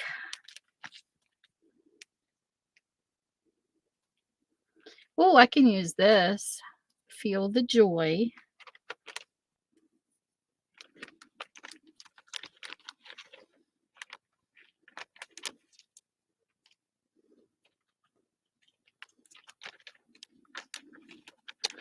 And, oh, this is a cute.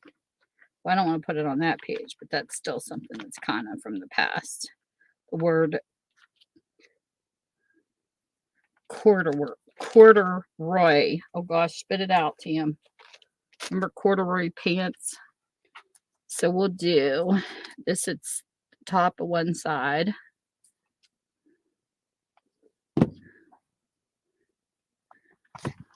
We shall have feel the love. And then over here, feel the joy. I like this for these 2 pages.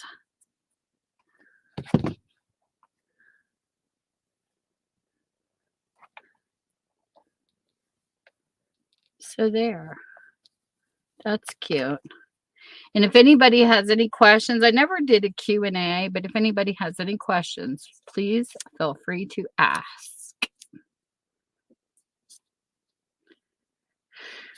Let's see here. I like that doctor one. That's cute.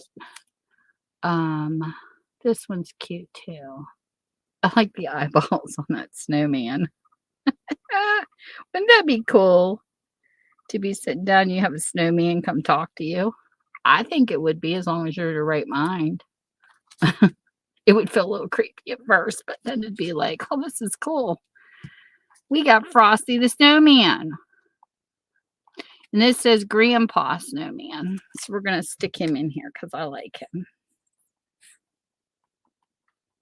No, I don't want people to think I'm crazy.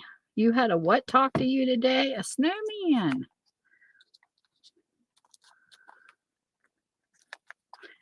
So we'll put that there.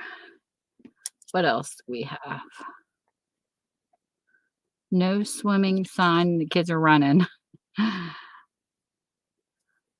That looks like my brother trying to clean his room. That's hysterical. There's a bike. That one. This one.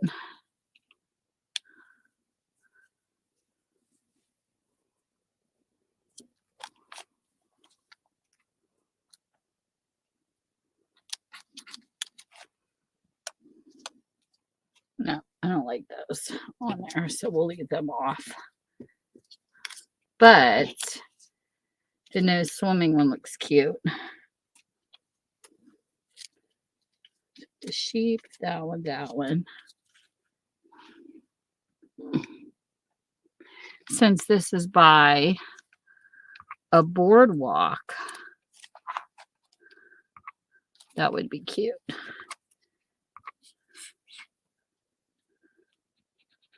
No swimming allowed. We used to get in trouble.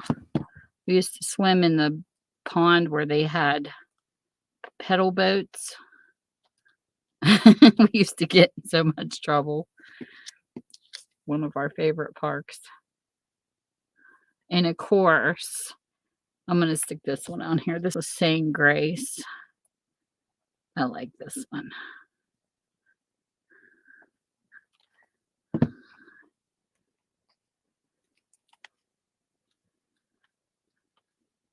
This one. No, I don't want to cover up the tree. And put this one right here. Now I need something. I don't think I have anything small enough though. Oh, here. We'll stick the butterfly there. I like butterflies. And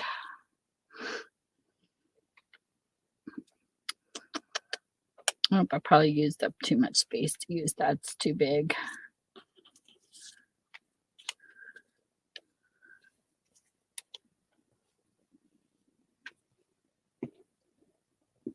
That's good. That looks good enough for now. Gotta have a puppy in there though. I feel like we need a puppy. Let's see if I can find a picture of a cute puppy.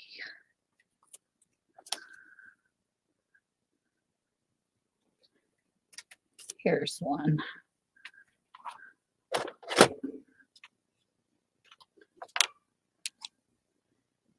Is that a sticker?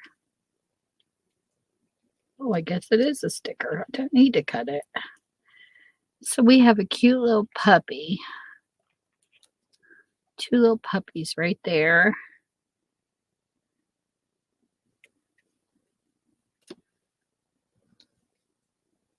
I don't think I have any cat stickers nearby.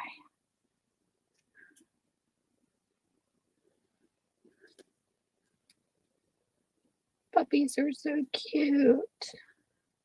Oh, yes, we do. Here's a puppy and a kitty cat. So we'll stick that right down there. That's cute.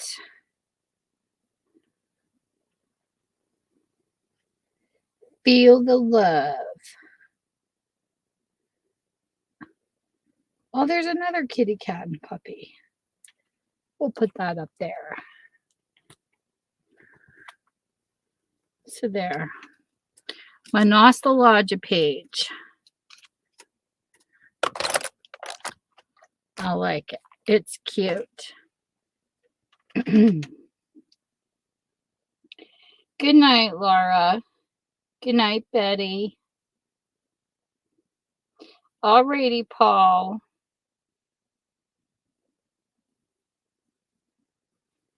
You all take care and thanks for stopping.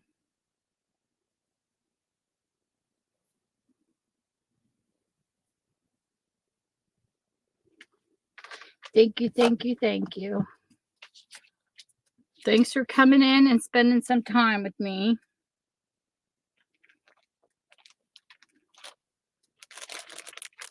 I enjoy the company. Always.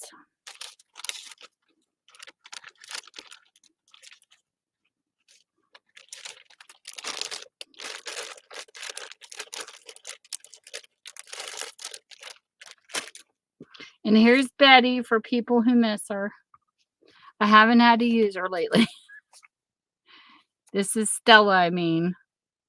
I don't know why I said Betty, because Betty's leaving. This is Stella. Should I call her Betty? No, I like Stella. So Stella has not been used lately. I've had no frustration. So my little damn doll, she gets a break, but she's still cute. But I have her beside me when I need her. She's my frustrating doll.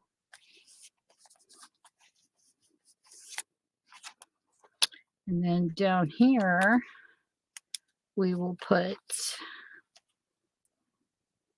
2022.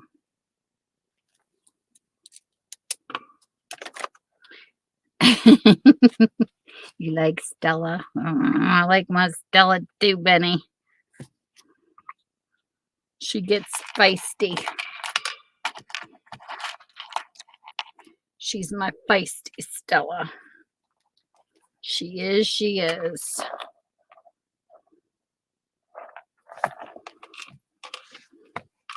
Thinking about if I should put this on this book. I was going to make a blue book, but I kind of like this hanging off of my glue book. So what I'll do is we'll reach over here.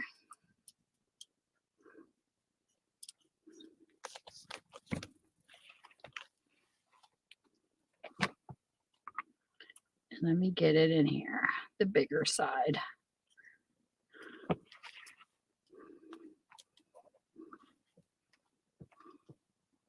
We will take my crocodile, go right to the center.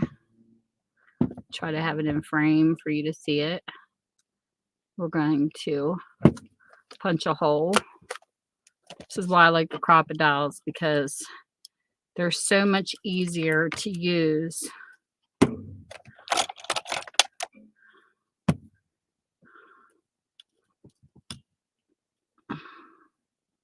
than a hole puncher. Come out of there. Get out of that hole. There we go.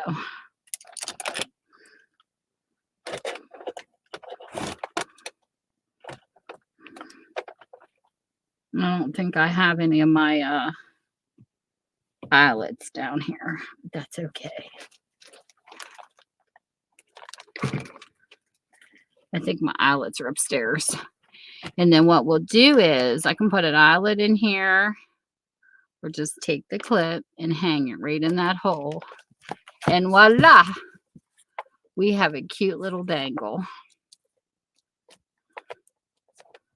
The dangles off my book. And this is the one I made with eyelash trim. Or I could take and put a loop and make it hang even better. Like, hold on.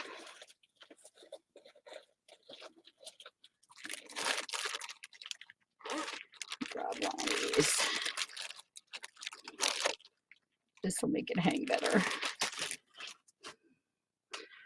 my little bulb pen.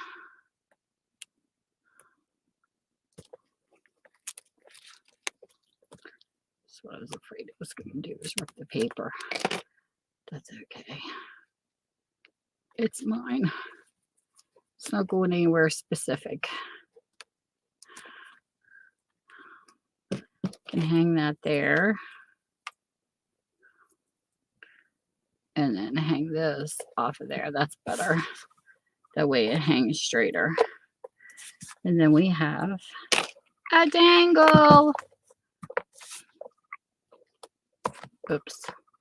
I need an eyelet though. Eyelet would be better smushed into it.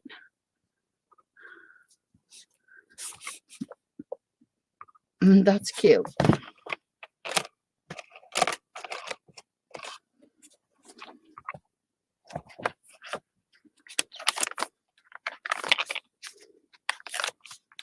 My glue book is slowly getting filled. My very first glue book.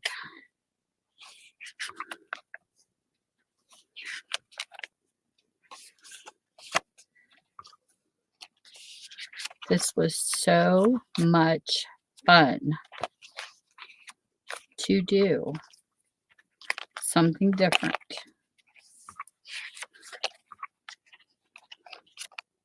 I think I still have a lot of pages in this last signature here. Yeah, that one's not done yet.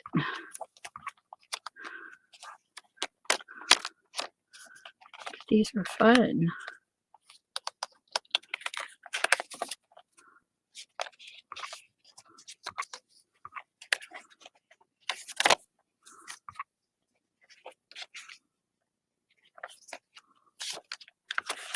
Yep.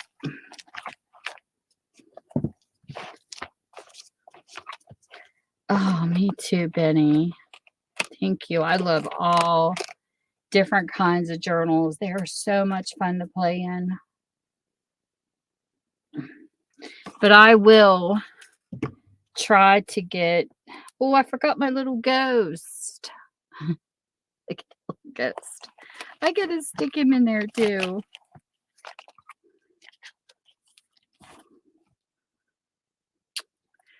Let's put him right there. I love cutting stuff out of magazines. I get so many magazines, it's not even funny. So I'll sit up and go through them, and then I'll be like, that's so cute. And then I'll cussy cut it out.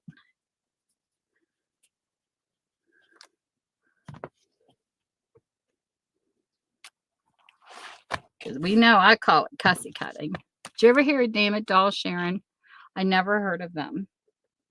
I bought a Quilter's estate sale. I got that Quilter's estate sale I had from Weirton. That's where I got that from. There was a guy doing a clean out, and I met him in a parking lot. And I had a 2-day live sale and sold off a bunch of stuff. And I discovered Stella. Never heard of a Damn It doll until I found her in the Quilter's sale. And I said, she's blue. She's meant to be with me. And I just fell in love with her. And now I see that there's a lady on Etsy making Damn It dolls too. She calls them Damn It or Darn It dolls. And I thought that was so funny. They're on Amazon, but I don't like the ones on Amazon. Hers are kind of cuter, but I really like this one.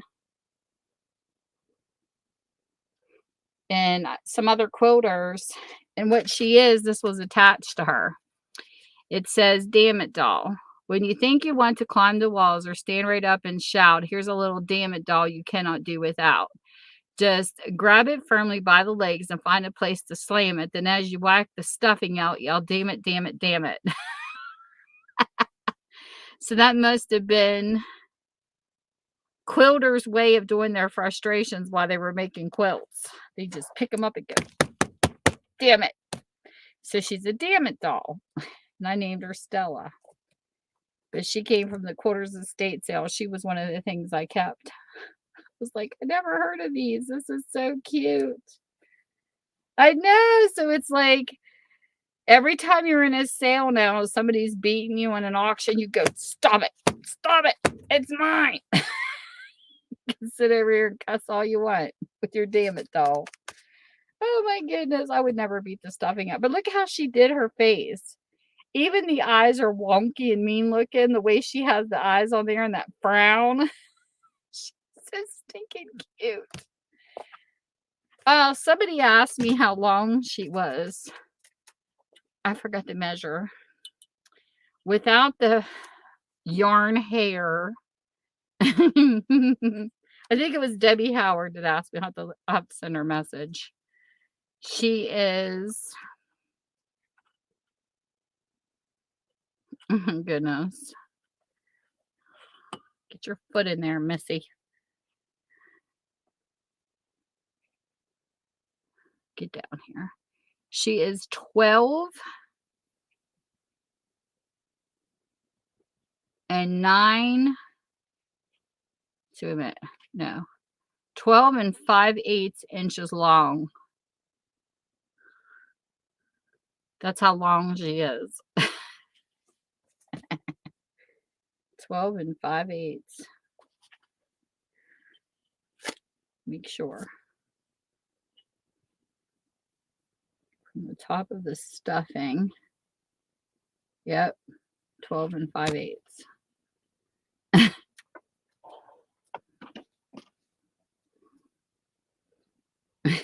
I love her. I love her. Let's see here.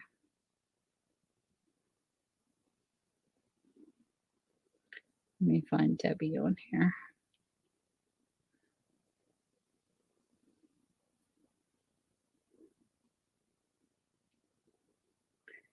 $12 and $5 before I forget.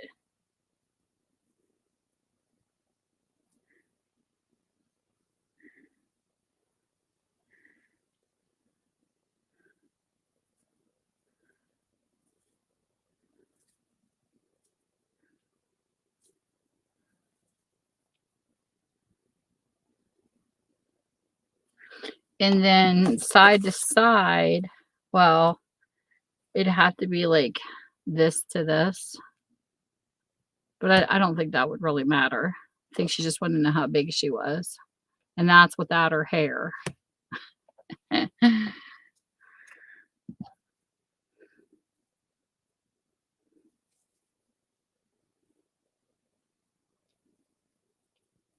Not including her yarn hair.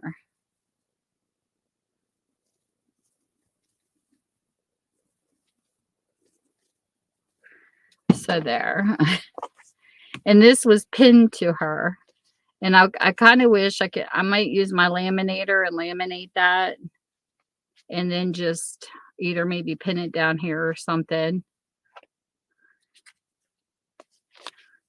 Look at her neck. But yeah, she's cute. I said she'd be cute to take to sales. Stop it. Stop it. Oh my gosh, that's funny. And this paper came from the Dollar Tree. This here's just wrapping paper that I added to this book cover. And then I put in 3 signatures. That's all that is. And then this here's what I call my fabric tag. I had some of her squares where you could tell she was preparing for a quilt. So I took the square and cut part off the bottom. And then I took my Big Shot and cut these out. And I put this on my art program, the name. And that's not sewn. That's actually a design in the die cut I have, the die itself. So I cut a bigger one and a little one and layered them with glue on the fabric. And then I put the word dream on there. And that dream, I put it on with a font that I have in my art program on a scroll. I had a plain scroll I found from Images. And then I just print it and cut the words off. Yeah, isn't that cute? I thought that was cute too. I got a roll of that. It has skates and stuff on it. And I thought, you know, I'm going to use this for my first glue book. Because it reminded you kind of like a teenager. No, I'm not sewing wings on her, Peg. You're terrible.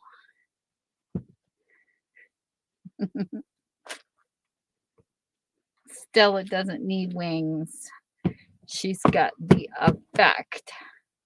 But you can make a doll with wings on it. He keeps wanting me to put wings on my horse.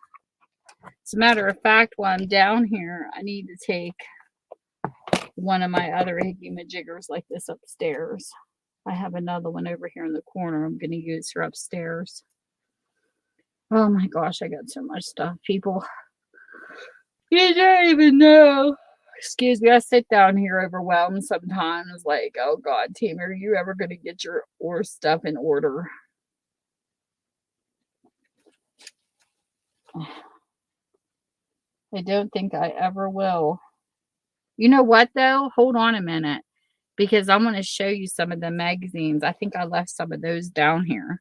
I took the books upstairs. But I think I might have left the magazines down here on the shelf. The ones I told you about that I found in the bottom of a box. So give me a second. Come on, T, get your big feet around here. I hate this chair. The chair I'm sitting in is wooden and it's really hard on the tushy. Okay.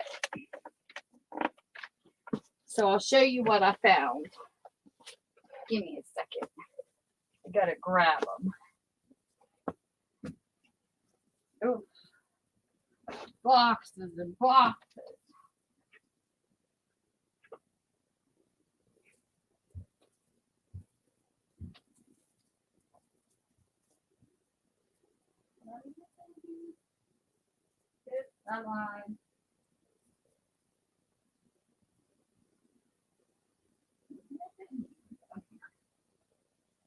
Nope, I took them upstairs. Or no, I didn't. Here they are. Oh, I could have pulled these out earlier. Oh. Here they are. I just moved them. Forgot where I put them. Okay.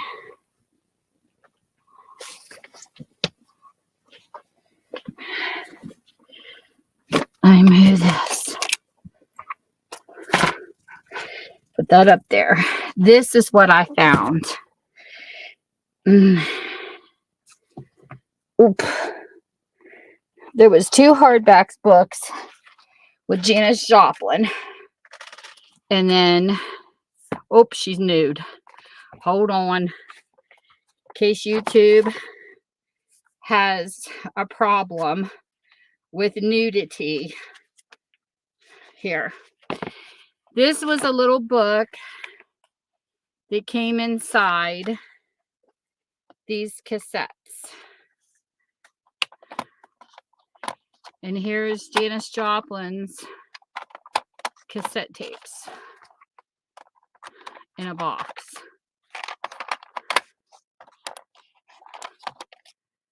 So yeah. And then this was a book inside. I'm not exactly sure. Oh, it's got the songs from disc 1 and all the stuff that's in here. So this is a box. This was in it. Yeah, I'm going to read the 2 hardback books I have upstairs. Then we have this. I just was wow. I pulled this stuff out of the bottom of the box. I couldn't believe it. It was $12.50 printed in England. And we have Ozzy, the Real Story, the Ultimate Collector's Edition. And it talks about when he was in Black Sabbath. That's why I like the song Train Train. Blackfoot sings Train Train. But it's got a whole bunch. We used to have Black Sabbath. My brother used to collect all this stuff. He had Kiss all over his walls. So this was all that magazine. Then we had the Beatles from yesterday. This was from 1995, this magazine. The year on this, you know, I didn't look for the years on this either, being that it's a cassette tape. It says, hold on, let me get out the magnifying glass. This is 1993 Sony Music Entertainment Incorporated. So this is 93. And then this one,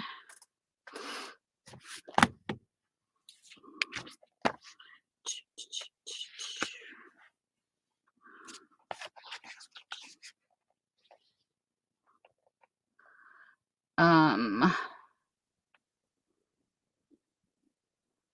me see here. Come on, team, find it.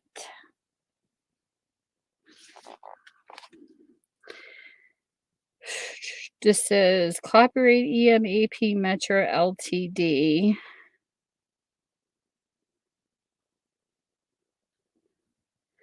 We wish to thank the Great Coca-Cola Company of Los Angeles.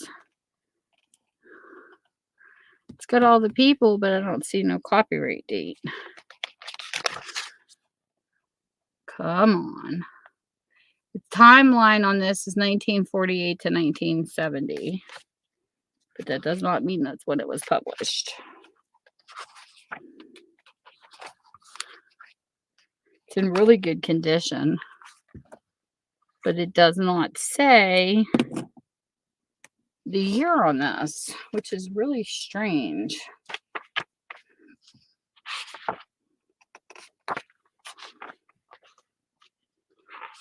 Usually in magazines, the dates are either at the bottom of the page or right where the publishers are. Anyway, this picture on here says the Festival of October 1970, but that does not mean that's when this was printed. So I don't know. Because all it says down by the pages is Aussie. It doesn't give the date. So anyways, moving on. So we go here and we have December 11th, 1995. And we have the Beatles. I can't wait to read these. I was never really a big Beatles person. Like, I'm not the groupie type. I don't fall over when I see somebody famous. I'm like, hi. Just like I do with anybody else. I don't get that groupie excitement like some people. I don't know. Just, to me, they're just people too. They just got lucky. But I did sell a book that was really, really nice out of my bookstore. It was a great big coffee table one for $20. It was definitely a collector's edition of the Beatles. I sold it cheap just because I'm not an expensive bookseller unless it's from the 1800s. Then that's different. And then here's the Johnny Depp, the 25 most stylish men in the world. We have this one from February 2010. Whoever collected Johnny Depp. Johnny Depp, Sexiest Man Alive, 2009. Then we have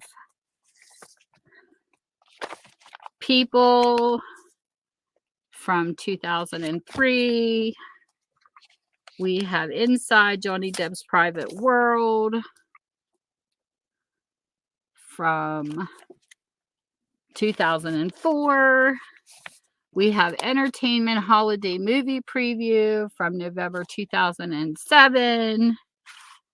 And that was it on Johnny Depp.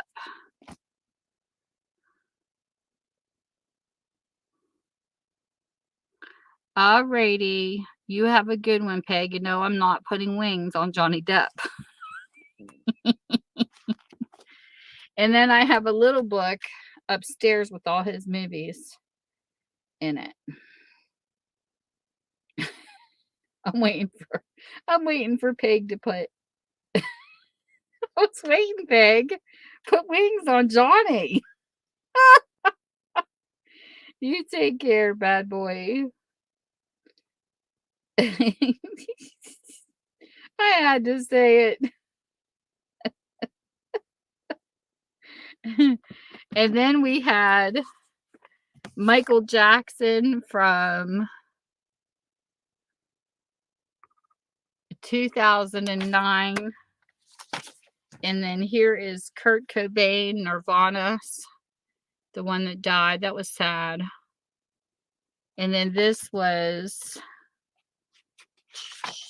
is, I should say, this was from 1994, 4/25/94 from People. And then this was a tribute to George Harrison with the Beatles, the Gold Collector series. This was from, come on, give me a date. Of course you're not going to because you're mean.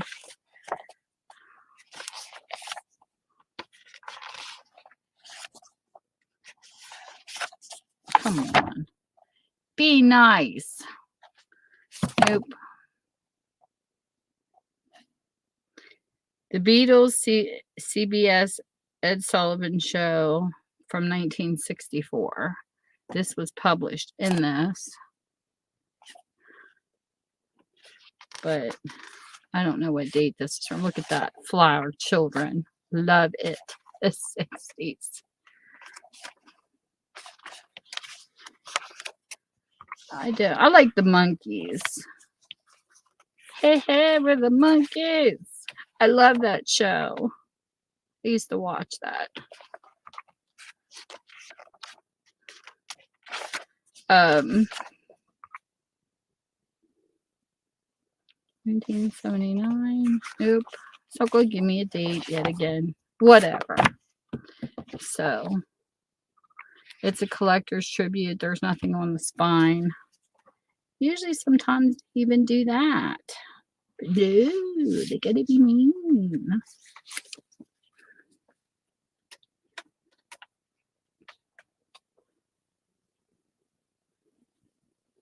The Aussie one says Volume 1, Issue 2. Mojo Classic. But still no date. Of course. Hey, Deb. Yeah, I did. I looked in the side. There is no dates. Did you get your messages I sent you? That's how long Stella is without her hair. So the measurement I gave you is Stella from the head to this part of her foot. That's the measurement I sent you, not including her hair. Yep, I sent it to you through Facebook Messenger. So now you have the length of her. Now width, I don't know if you want that, but it would have to be like here to here. I don't know if you wanted the width or you just wanted the length. Let me know.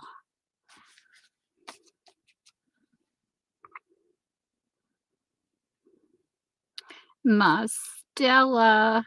She's so cute. I love her. I almost feel bad when I spank her down to the table. You're welcome. Yeah, some of these just don't have the dates in them for some reason.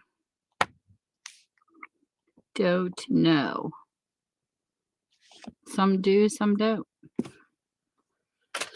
But that was what I found besides the 2 Janis Joplin hardback books and the Johnny Depp book. But I'm thinking, isn't that funny? He's all over the news. Look at all these magazines. Look how cute he was. Look at that baby face. He was a baby. How making movies for his kids turned the one-time bad boy into Hollywood's most sizzling star. Who would have ever known that he, you're going to make a bad Debbie? That's funny. Who would have ever known this would come about and I would have all these, you know?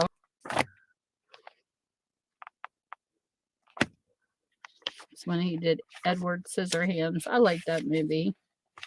That was a good movie. Look at them trains. Woo! Check out that toy room.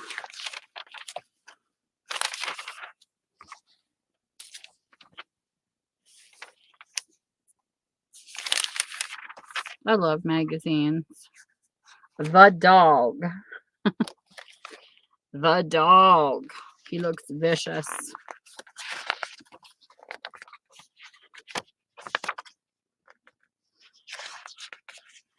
I wonder what these would sell for. Being that Johnny's all over the nose. My gosh. Could you imagine? I can't even.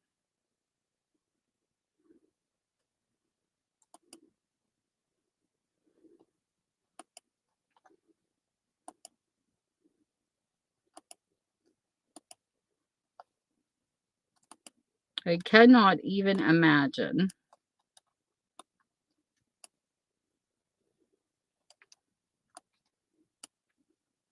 How many people would jump all over this because of this crap going around?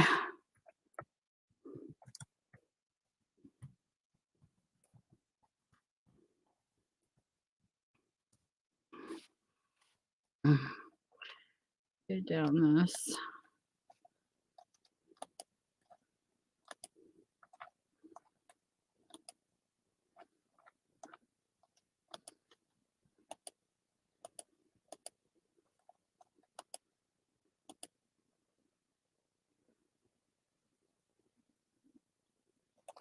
There.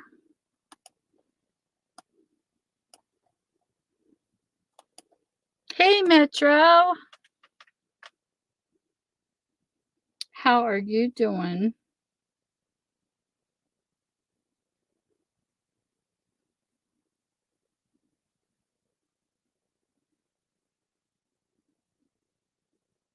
You missed it earlier. We did some networking, Chris.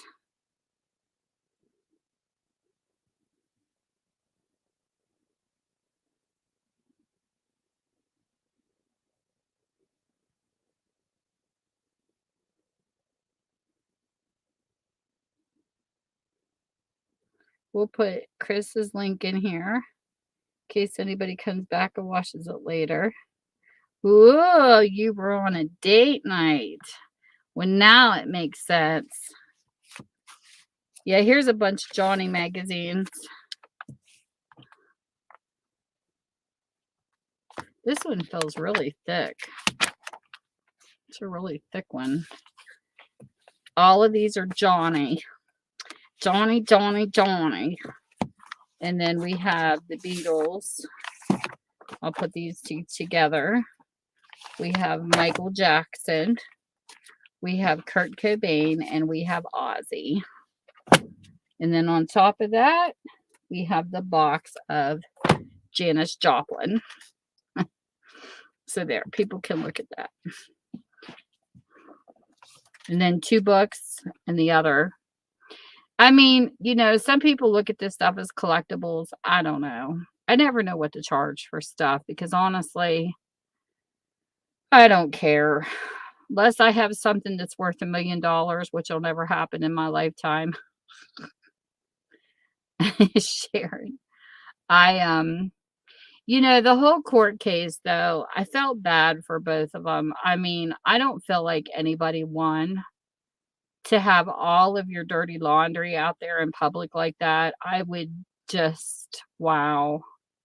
Not that you hide it, but, you know, being famous and it's like wide open and raw that I just don't see how anybody won off of that, you know. I'm glad that his defamation was cleared, but I feel bad for both of them. I know there's a lot of people that really hate Amber, and they're doing a lot of nasty videos, but you do go crazy when you're in a relationship with someone who has an addiction problem too. And he has his issues. He's definitely not perfect, but I don't know. I just think the whole thing was sad. Watching the whole thing was just I watched bits and pieces, and I didn't wanna watch all the little details because I think it's horrible. Taking cent every second of their personal life and airing it out there. I just think it's sad.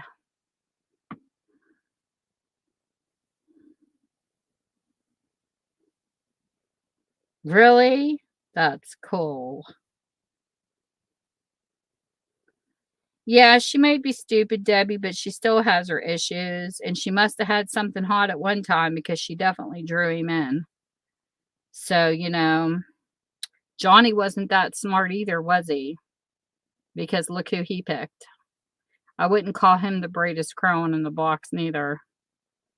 I think it's sad for both of them because this done ruined her. I mean, I don't know who's ever going to hire her for a job again. She still has to eat.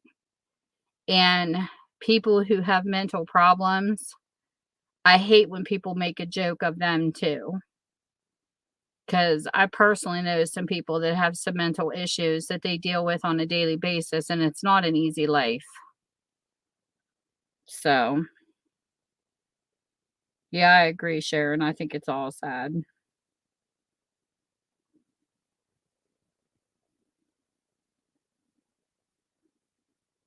Yep, I agree. I totally agree. It takes two people to fight. It takes two people to ruin a marriage. I blame both of them. I do not blame one.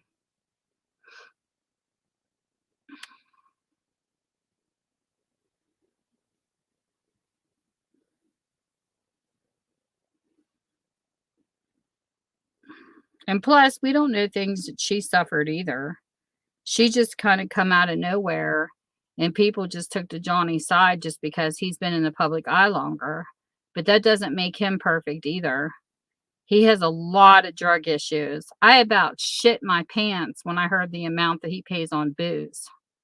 Could you imagine $30,000 a month on just booze? I mean, please. You know how many freezers and refrigerators and kids that would feed? I just I can't. That's what I said, Sharon. I don't even wanna know these things. I just can't.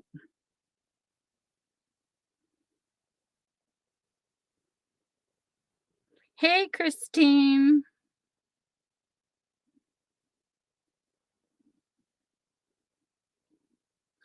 It's crazy when you are born in a rich life and you have no idea what the rest of the world goes through on a struggling basis until you're poor. And it's really hard to feel sorry for somebody who blows through millions. It is. Yes, you're right, Metro. You're right. And there are some people that go through things and it's just sad. Like, I know somebody personal to me who has a mental illness and she struggles all the time. And I feel so bad because her family thinks, oh, she's just ridiculous. She needs to go back. Like they want her to go back to what she used to be. And it's not going to happen because it's just not. She's been medicated by so many different doctors who've changed her medication, screwed her up even more. And she's never going to be the person they think she was when she was a kid because her mental illness hit between, I would say, around the 18 to 20.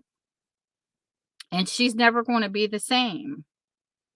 She's been in and out of hospital so many times, and it's been a struggle. Let me tell you, it has been a struggle. And I hate it when I see people make fun of her or no, she didn't, Debbie. People who have mental illnesses do not bring stuff on themselves. And I feel like there's just certain type of personalities out there when they have mental problems, they do things and they don't realize a lot of the depth of what they're doing either. Exactly. You don't know because you're not there. You're not them. And it's like, and that's why I feel bad for her. I don't care. I still feel bad for her because both of their dirty laundry was put out there and it's awful. And he has drug issues. I don't care what you think of Johnny, he's an addict. And an addict does not change overnight and they are not perfect. When you have an addiction type personality, why didn't his wife marry him that had kids with him? Why didn't some of these stars stay with him? Why did Winona leave him, Ryder? They said he was crushed or something. Maybe they saw these signs that he was becoming a drunk and they didn't want to stay with him. Did you ever think of that? They might not have spoke up and talked about certain things, but there's definitely issues there. Johnny has issues. I don't care what anybody says. And until you lived with an addict, they have no right to be throwing trash at Amber either. Because it's not easy being with an addict either. They both have their issues.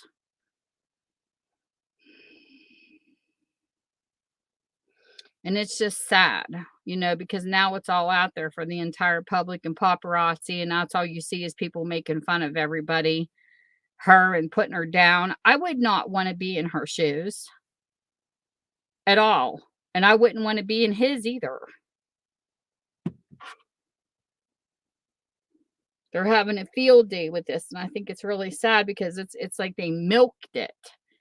It's to the point I can't even stand to come into YouTube because that's all my thumbnails are. Is her nasty facial expressions or, making it like Johnny's like gloating over this. And I don't think he is gloating over this. I think he just wanted to prove the defamation, which I don't blame him career-wise, but I think he's like, I don't even think he even cares about the money. He just wanted to clear his name on the defamation. I'm not talking about the abuse, but I believe the abuse was from both of them.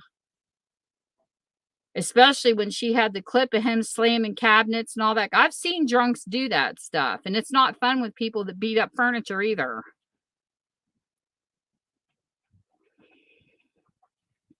I know. I can't either.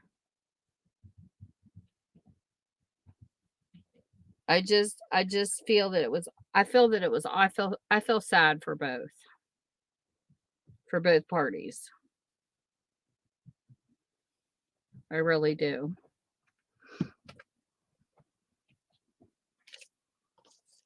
And all the people that made all this money from advertising their business. That's even sadder. All these monetized channels making all this money off of somebody else's hurt. I'll pass. I would rather be monetized off of something positive than somebody else's pain.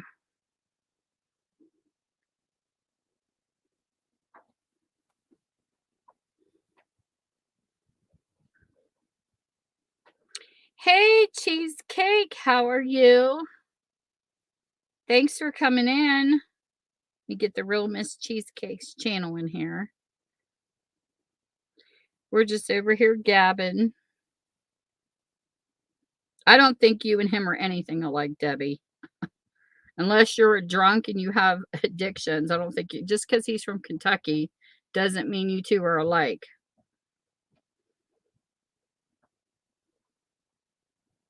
I don't picture you as an addict woman.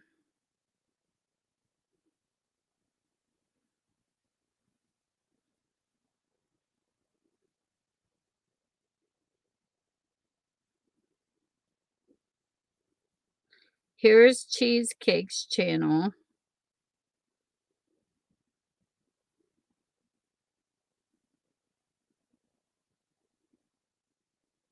Yeah, me too, Christine. And then we're going to stick Christine's link in here. Or no, Christine, I didn't know you had a channel. What? See, never assume. Because she didn't have a picture in her thing. I didn't think she had a channel. Well, that's sad. You stay blessed too, Metro, and tell your girlfriend I said congratulations. I think you two are cute.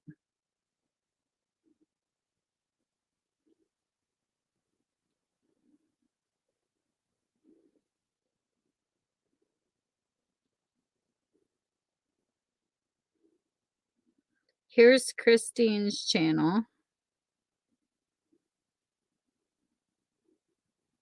Yeah, but I wouldn't consider you and Johnny anything alike, Deb. Debbie, I think you're you and Johnny's Johnny. I never compare people being alike.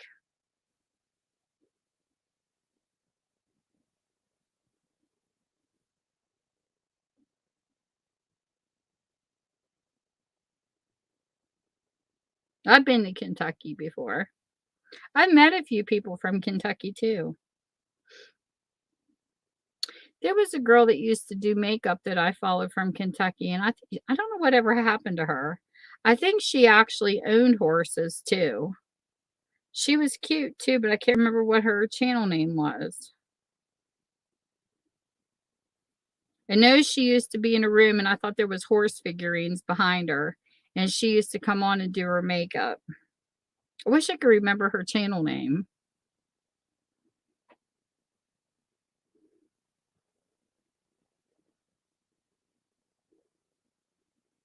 Yeah, well, that's a lot of people though, but you don't know Amber's life either. I feel like there's a lot of people that didn't know Amber very well.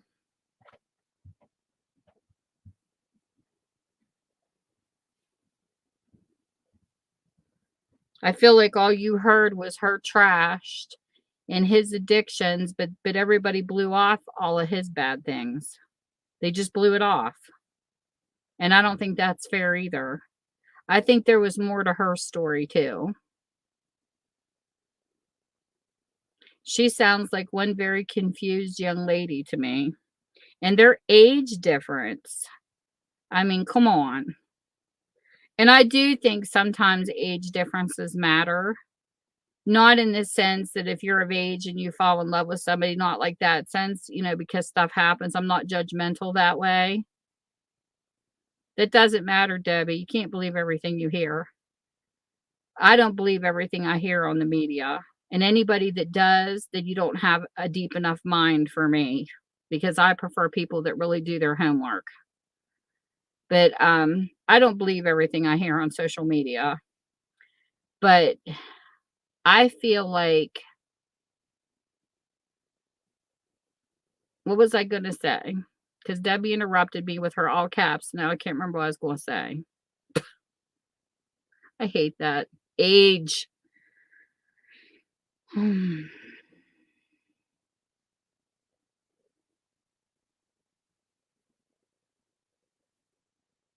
Oh, to me, I feel like when there's an age difference between two people, there's different mixed values, of what some of the old ways with some of the new ways. And just like, we've had these talks before, me and some of my friends offline. It doesn't matter where you're from, but you look at the age difference. When my friend Rita was alive, she's Indian and she would go stay on the reservation. And she would tell me the things that she stayed in touch with as far as her, you know, ancestors. And she would say what would kill her is that she can't get over how we were taught certain things to survive when we were younger. And these kids nowadays, they freeze. She says, I'll never forget we lost electricity down here in Florida. These young kids didn't know what the hell to do. She says they're running around with their heads chopped off. And she said we had to get a band of people together and tell them to stop panicking, straighten up, and then this is what you do. She was hysterical. And she said this generation, they don't know. And I think that's why there's a big clash when you see a lot of people get together with age differences. Because, when you're closer to age with somebody, you could come up and say something like, I remember this band, and, from this day. And there people are like, huh?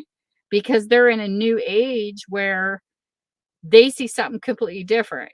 Like a lot of people are not going to remember some of the older people in these groups and stuff because I don't know who Janis much about Janis Joplin. She wasn't one of the people I followed. She was kind of a little bit before I even got here. I've heard of her, but when I go to read her her biographies, I'll probably learn a lot more about her. So I can't assume anything. A lot of people think now when they see obituary in a paper, oh, that person must have did drugs and died because they're so young. And that's not true either. That's an assumption because we do have an opioid epidemic here, but that doesn't mean everybody dies of drugs. So that's just people judging and jumping right on that bandwagon. And I tell them that's not always true. And now what they've been doing here, there was a young girl that died. And they put her struggle with cancer in the paper because there's so many kids killing themselves. The parents and stuff are now putting in real reasons why family are dying so that people don't assume it was a drug overdose, which I kind of don't blame them. But it's crazy. It's crazy how people just automatically jump on that wagon.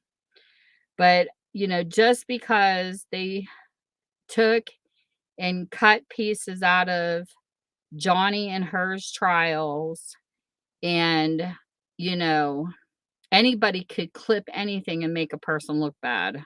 But I'm saying that neither one of them were perfect in this marriage. Because if he was so perfect, then why the hell did he stay with her? It's the same thing. People ask women who are abused all the time, well, if he beats you, why are you still there? And they get all judgy and shit. Maybe they have reasons, but I do believe that both of them were in the wrong. I don't care what anybody says. I saw the clip that she caught on her phone and he was banging stuff. He was not perfect either.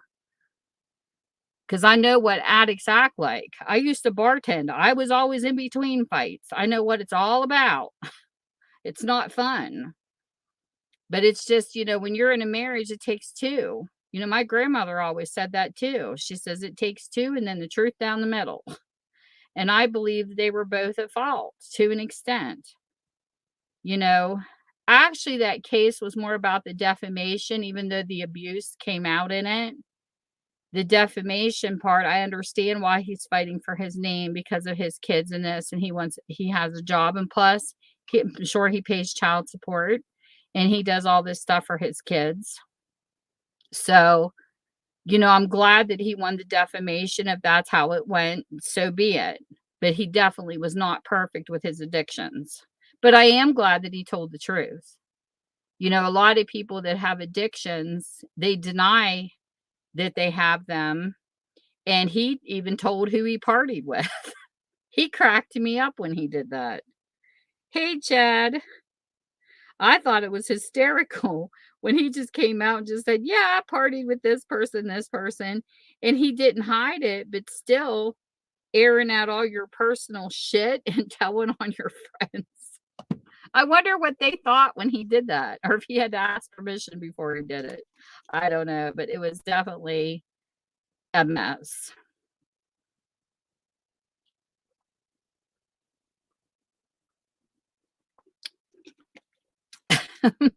Are you drinking?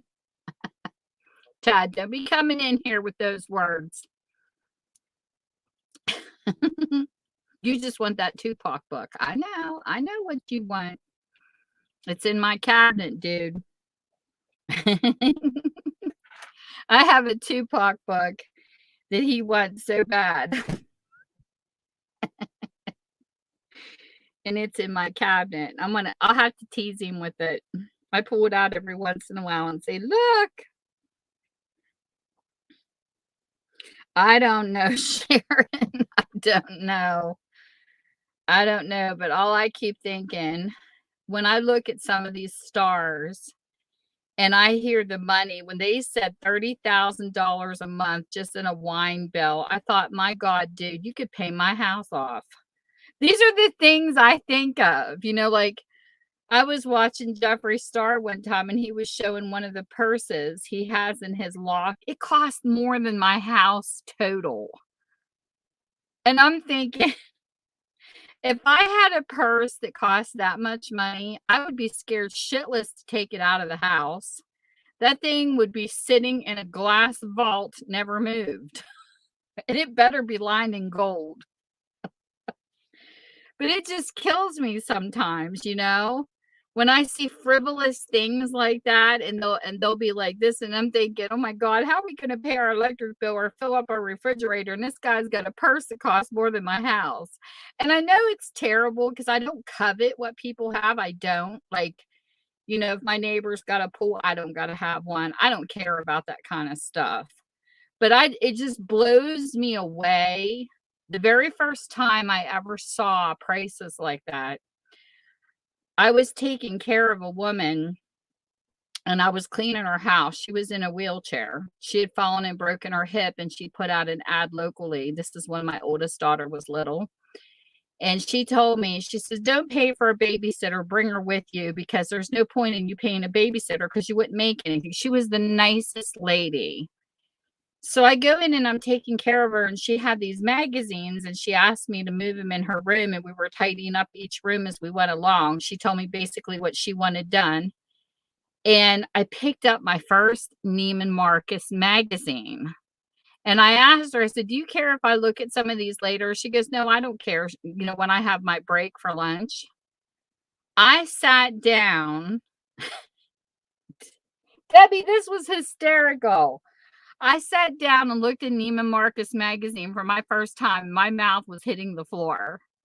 We're talking bird cages that cost $4,000. You're talking to a Walmart shopper. So I'm looking at this. I'm like, what? So then I'm skimming through this magazine. They even had a woman and a man's cowboy outfits, clear to the hats and everything. And they sold the horses. And I got to laughing so hard. And this lady says, her name was Mary. She says, what is so funny in there? I said, Mary, I am laughing at this Neiman Marcus magazine. Now I know why the stars have so much money that they could just waste. I've never seen a bird cage in my life for $4,000. And I said, and they're not only selling the cowboy outfits and cowgirl outfits that was matching, they were selling the horses. I said, how much would this cost for shipping? I said, you know how much horses weigh? I said, I would hate to see the shipping on this horse. She got to laugh because the prices were like crazy. These magazines. I look at bird cages for like $19.99, not $4,000. So it's just weird that, 4,000 to somebody's famous is like $20 to us. I mean, I don't know. It's just the analogy of it all.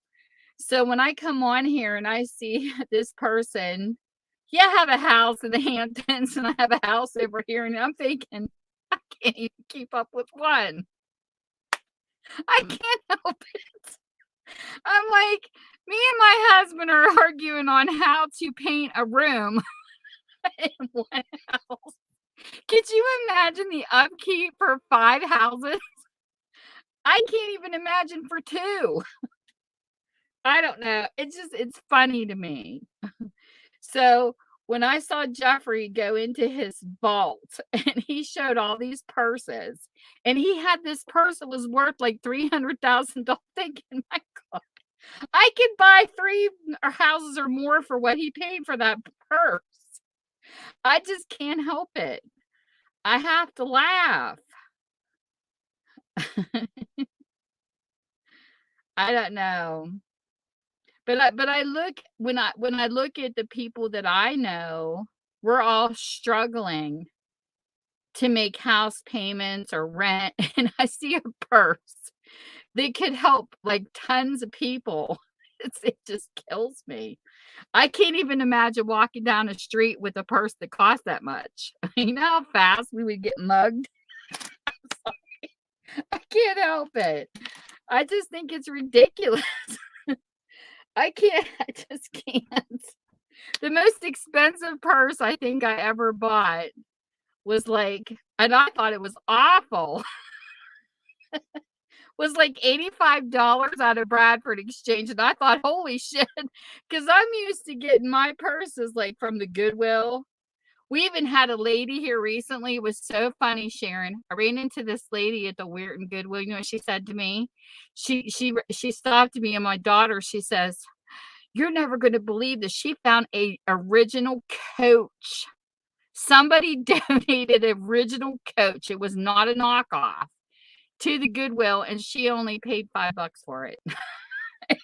To us, that's like everything. Like, you don't see Coach and Louis Vuitton and all that stuff over here. So that's what I was saying. Locker nuts, they sell a lot of this stuff in lockers because they're in California. And Jack even told me the majority of their customers are from the East Coast. And he says, it really puzzles me. I said, but don't let it puzzle you, Jack, because I'm from the East Coast. We don't see Louis Vuitton over here. We have to order that stuff offline. So I can totally get why you have people from the East Coast shopping from you, because the stuff in your lockers is coming out of California. That's why they're in there buying those coaches and stuff like that, because we don't have that stuff here. It's like, they took all the books out of the one in Weirton. They used to have a great big two-way bookshelf, and they got rid of all the books. Now they have this tiny little shelf, and it's all a purse section. So I don't know what they're doing with the books that's donated. I have no clue. But the Goodwill in Pennsylvania, they have a nice section of books. And I asked about it one time, and I said, do you guys recycle or do you just throw books away? And I was told from the one in Pennsylvania that they circulate books to different areas to see what sells, but I'm not sure what they do with the books in Weirton. I just told both of them, please do not throw them in the garbage. If you are going to do it, you're raising money to feed people. Why are you not recycling? Because you can get paid to recycle. So I don't know. I don't know what they're doing with them. Yeah, we used to have a crafty section at the Goodwill in Weirton too, and they took it away. They have like stuff scattered through the store, but it's mainly all clothes. Like, you hardly ever see that kind of stuff at ours either. I know. Debbie, it's funny. I have to laugh at some of the prices for stuff. I can't help it. But I love my 80-something dollar purse because it's quilted and it's the cutest purse ever. If I get the chance when I'm upstairs, I'll have to show you guys the purse that I paid the most money for ever out of Bradford Exchange, because it is adorable. I don't regret the purchase, and I usually use it through the summer, but it's almost like a one. Let me see if I can get a picture of it up. Let me try to remember what's on it.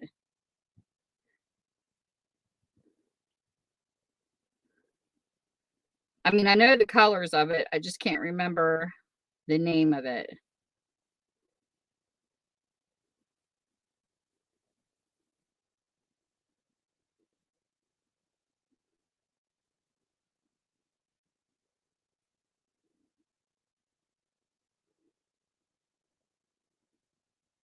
Because Bradford Exchange has like licensed purses. It has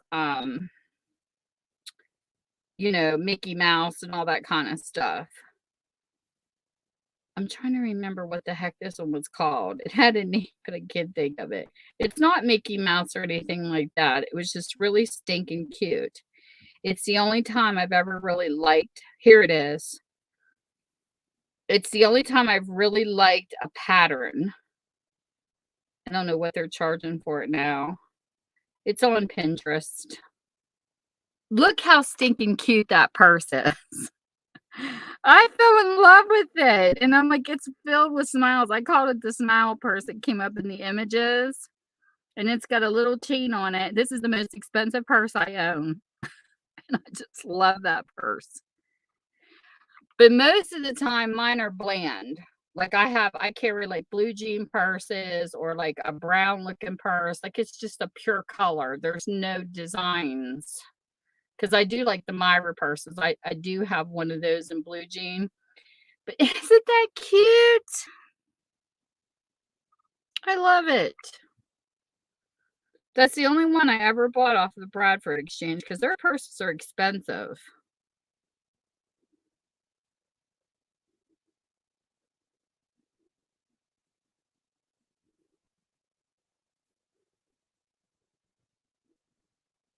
Like, here's one for 99.95.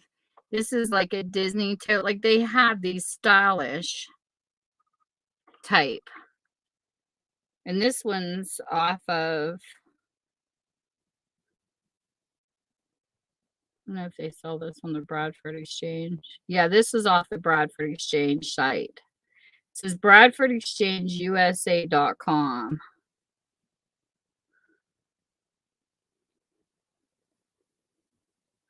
And they sell like, fancy purses like that. But I love that sunny one. The smiley one was my favorite.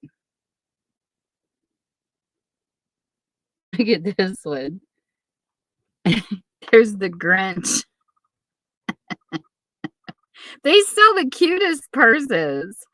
But normally I don't go for fancy. But I really, really like that one. And look at this one. There's Eeyore. Ah, that is hysterical. What's that say? Some days something better. I can't read it. Let me see if I can get in here and look at it.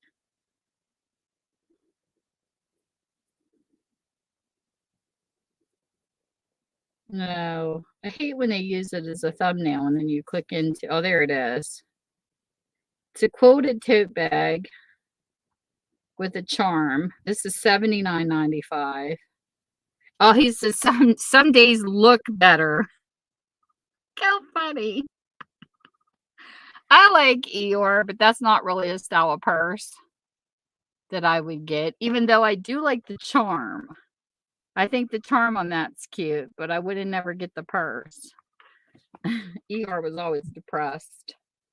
Where's my tail? Lost my tail again.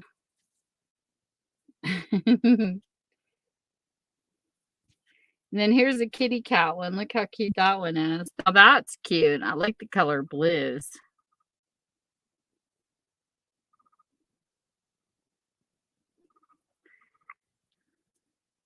And that's an $89.95. Or you can make payments, which I always did like that Bradford Exchange. That's where my ring came from. I think it's funny.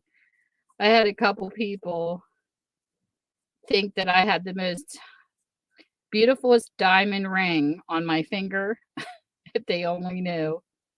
I'm like, it's not real, people.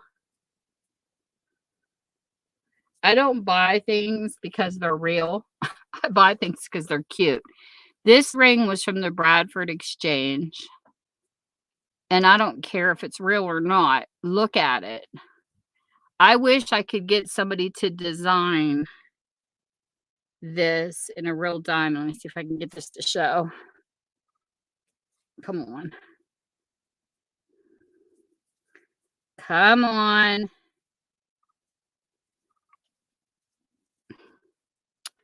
My webcam sometimes just sucks. There it goes. Can you see that? That's hearts down inside and then here is the side where it's got a heart there. It's got Michael and Tammy in there. And I bought this off of the Bradford Exchange for like $115 or $108. It was not that much. But I loved the style. So, see, I don't care if diamonds are real. They're not my best friend. I like this because I fell in love with the band. It's just something different. Every time I've been out looking for something to go with my wedding band, I just never liked anything. So I had just my band for years. And then my mother sent me money for my birthday one year, and I bought this off of Zales. This is actually my birthstone. Come on. Come on, be nice.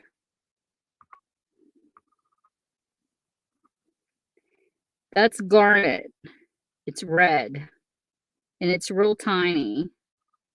But I thought it would be cute to go next to my band, being that it's flat, and then put this on top to have like a 3-ring set. But that's what that is. I put weird stuff together.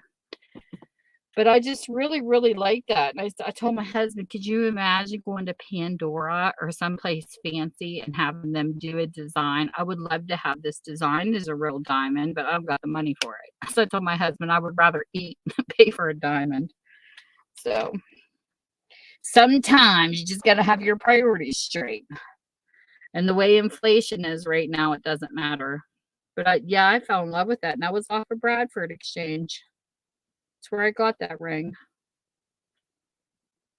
Bradford Exchange sometimes has some really cool stuff. And then this is the back of the ring itself.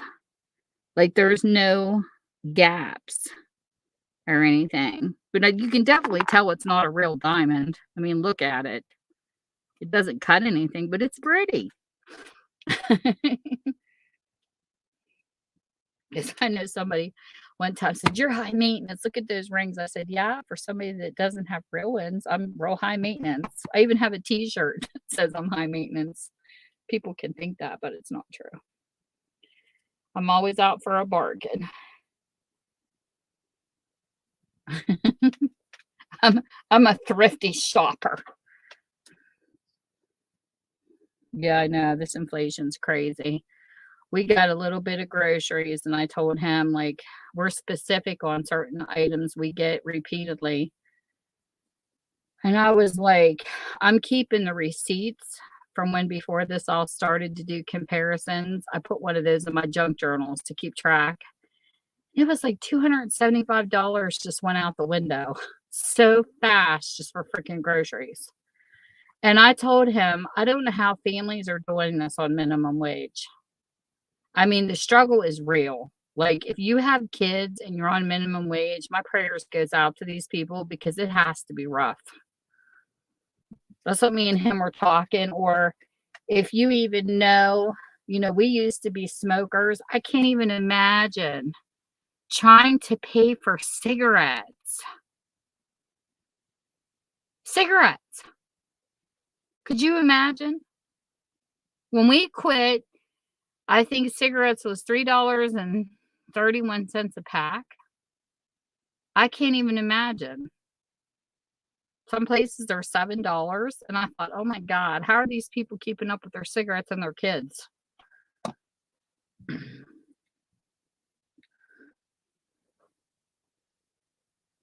Yep, that's me too. I have a couple cheap purses I really like. Oh my goodness. $8. Oh my gosh, that's crazy.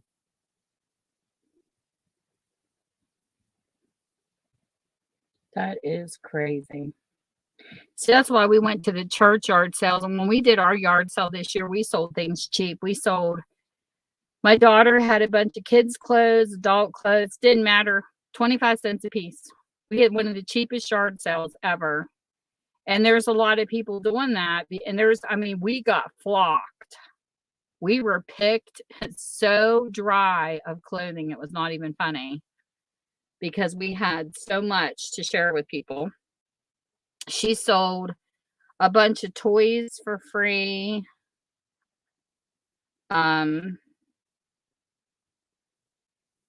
You know, I was gonna go a little higher with inflation, but I said, "The hell with it." We just wanted to get rid of everything. So that's what we did. Because at this time, people need.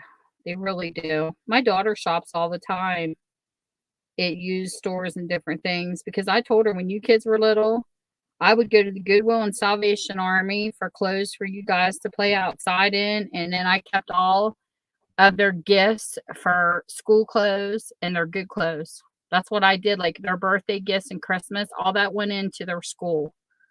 And because they played in the mud, they played in the snow, you know what I mean? Who wants to buy new clothes for that? My daughter, she picked up a white pair of shorts when we had went to the bins for her one daughter, and she's like, "Oh, she'll probably have muddy pants." I said, "Jade, let her."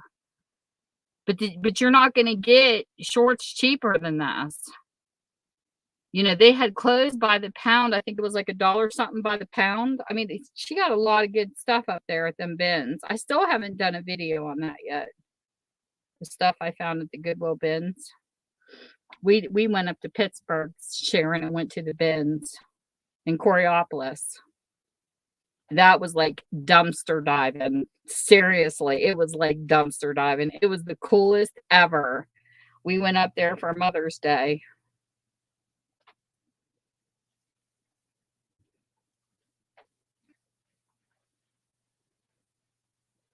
I'm trying to show you. Facebook isn't, I don't know what is wrong with Facebook today.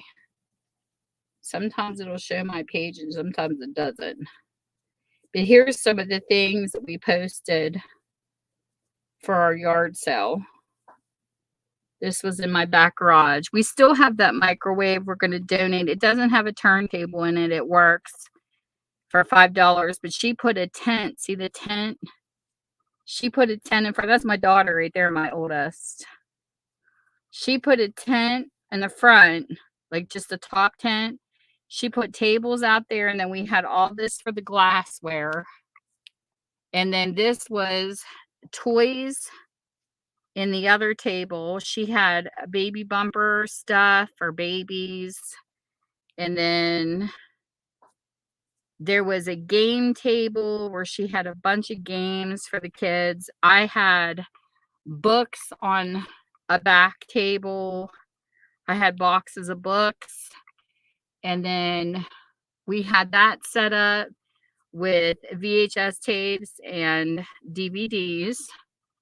And then my mom sold a crap ton of mason jars. She had boxes of mason jars for $5 a box. This was at my house. All of her jars sold out.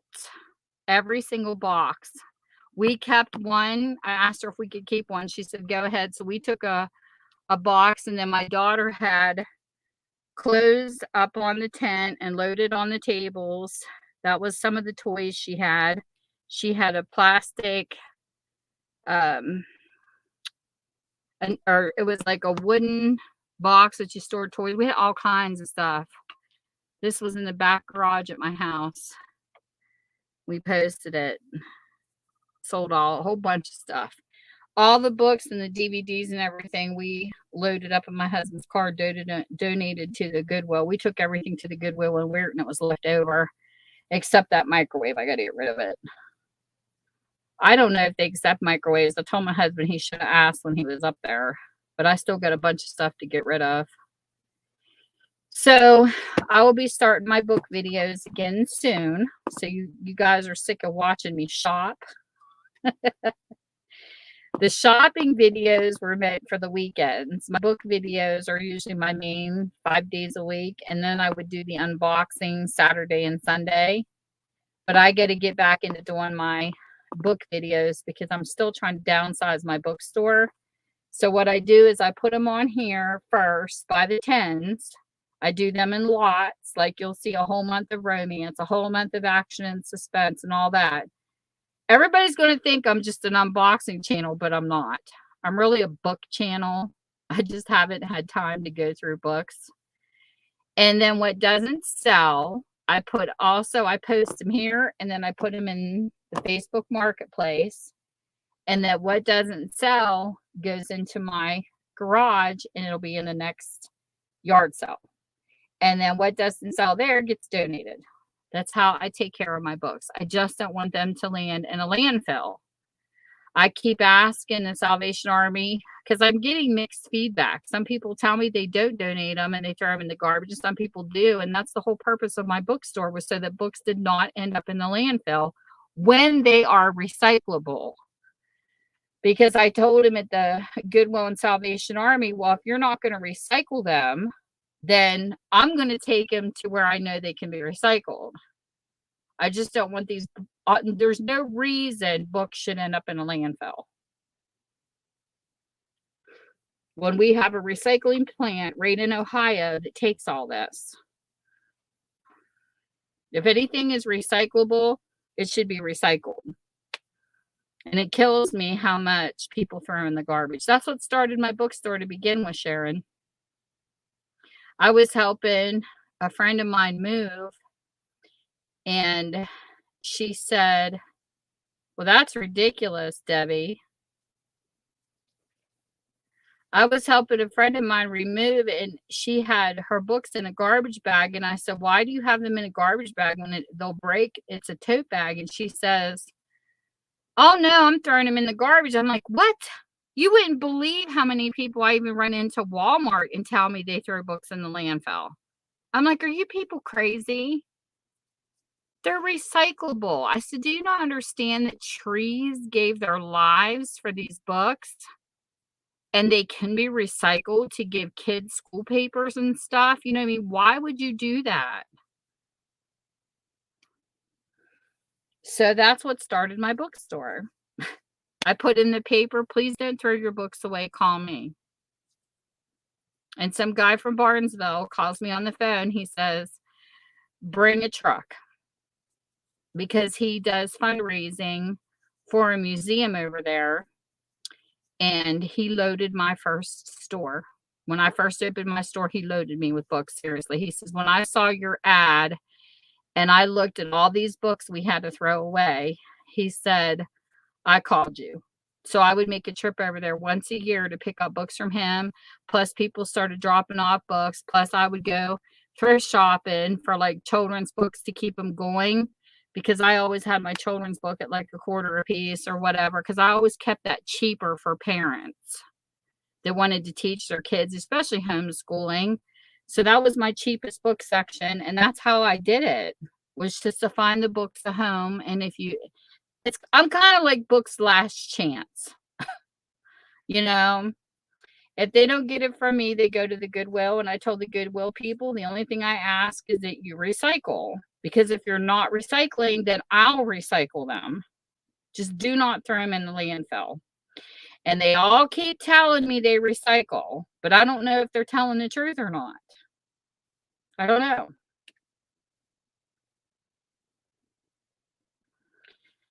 So it's just something you just have to kind of guess, you know what I mean?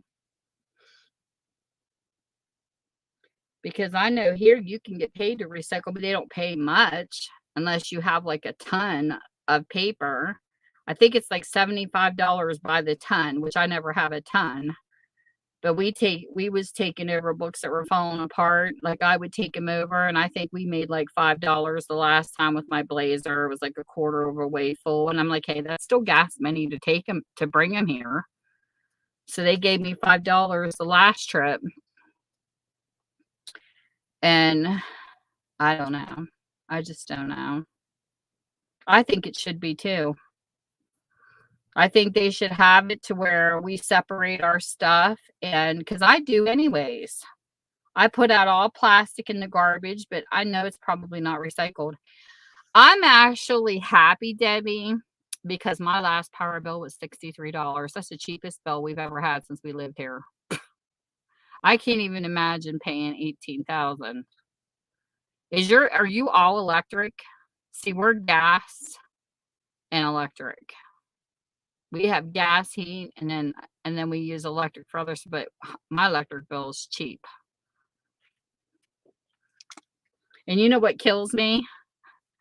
How our electric bill got so cheap, this is what I think is even funnier, is you used to see ads. You don't need your air conditioners anymore. Come and buy central air units, and it'll save you money. That's a lie.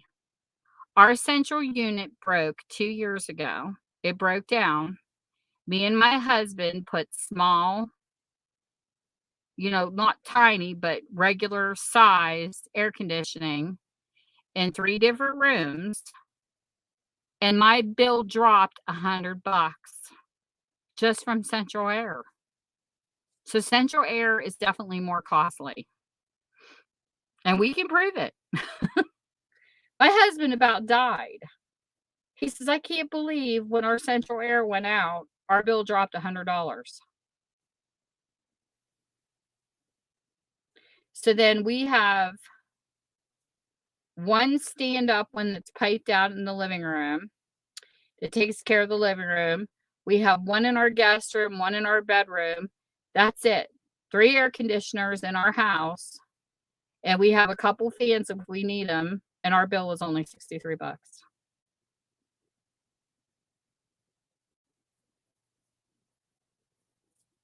I said, "Okay, I'll pay that. I can handle that kind of a bill. That's low."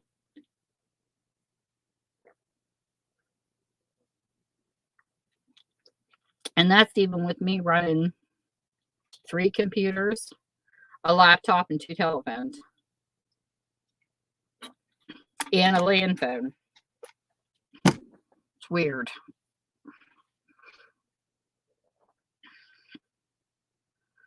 But they had a great big community yard sale over here. It was nice. We didn't get to see what everybody else had, but we had fun. My mom and dad came, my oldest daughter came, my youngest came later, and then my nephew stopped by with his kids. We had a nice visit that day.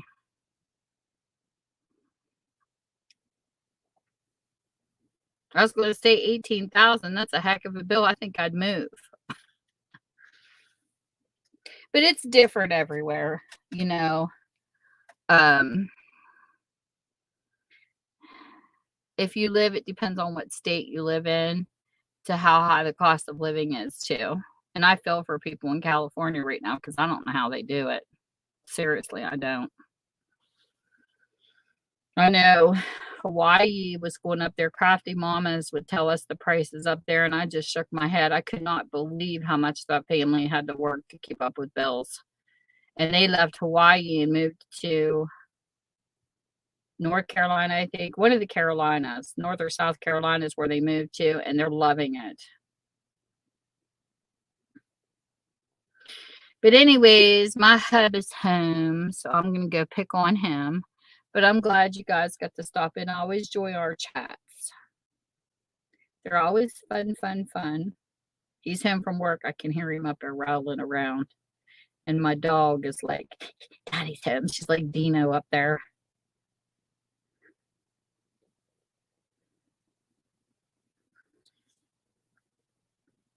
Oh my gosh, that's awful. $25 for a gallon of milk. Oh my God.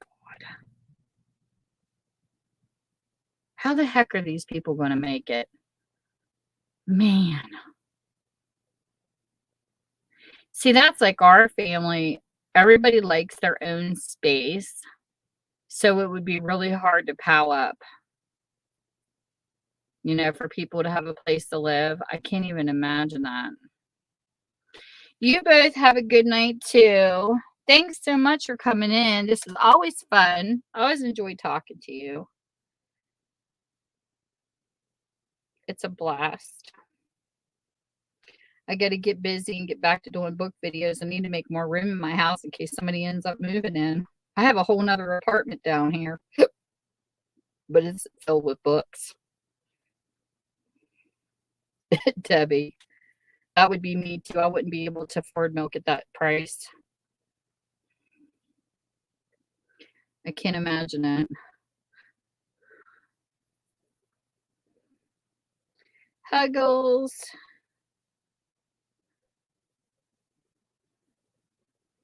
Oh, earlier when you asked where, you mean where was the yard sale, Sharon?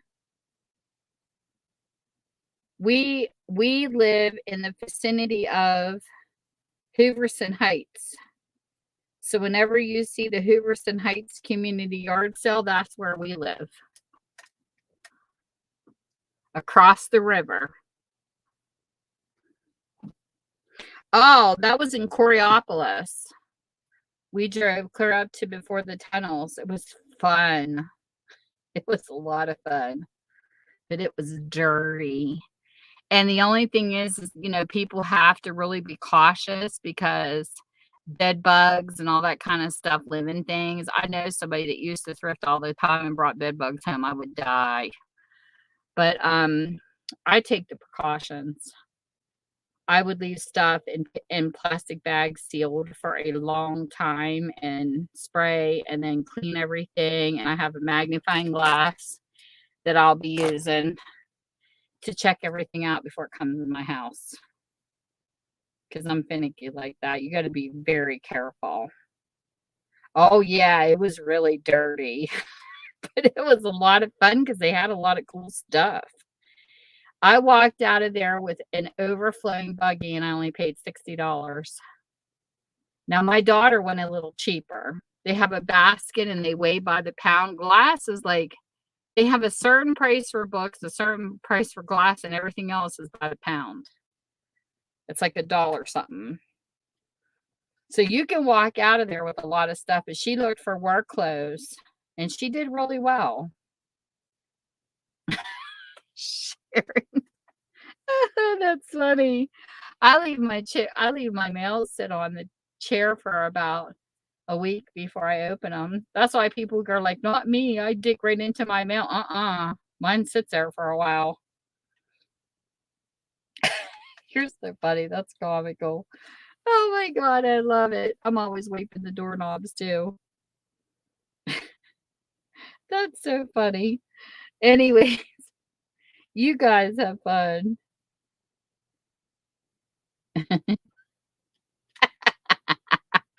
That's what me and Vintage Hippie Denise was talking about. She's, I don't know how you sit there with all those packages. And I do because I don't want to touch them for a little while.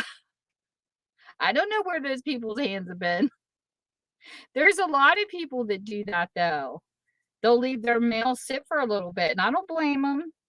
Hey, we had COVID once. That was enough. I don't want to go through that crap again. And it's spiking in some areas again.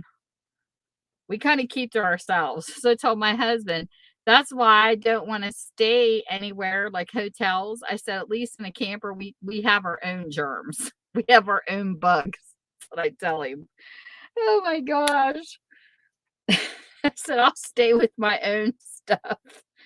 I wish I had a camper so bad. I would love to have a camper. But with the prices right now, it's just really hard. Oh, it's crazy. I have some health issues too. It's just I don't want to, but it wore me out. I even had reactions to a couple of the shots.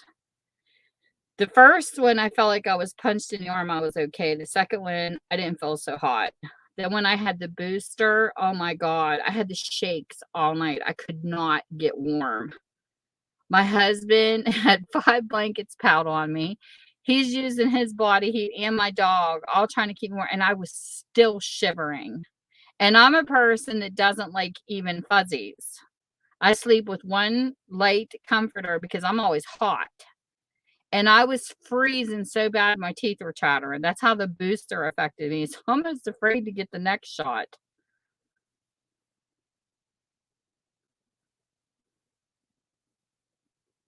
Yeah, we can't either. I'm slowing down on a lot. I haven't been in any of the live sales or anything. They keep sending me invites, but I'm like, ladies, I just can't. We're doing our pantry. I got a um dehydrator coming in the mail. We're focusing on what we have to do to survive.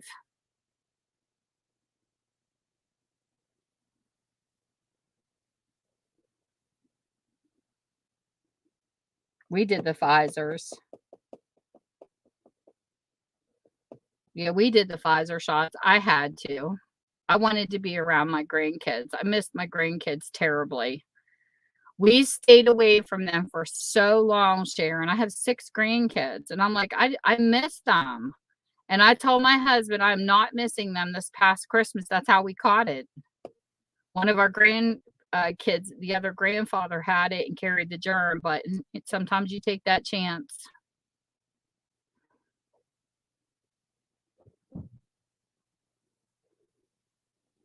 Yep.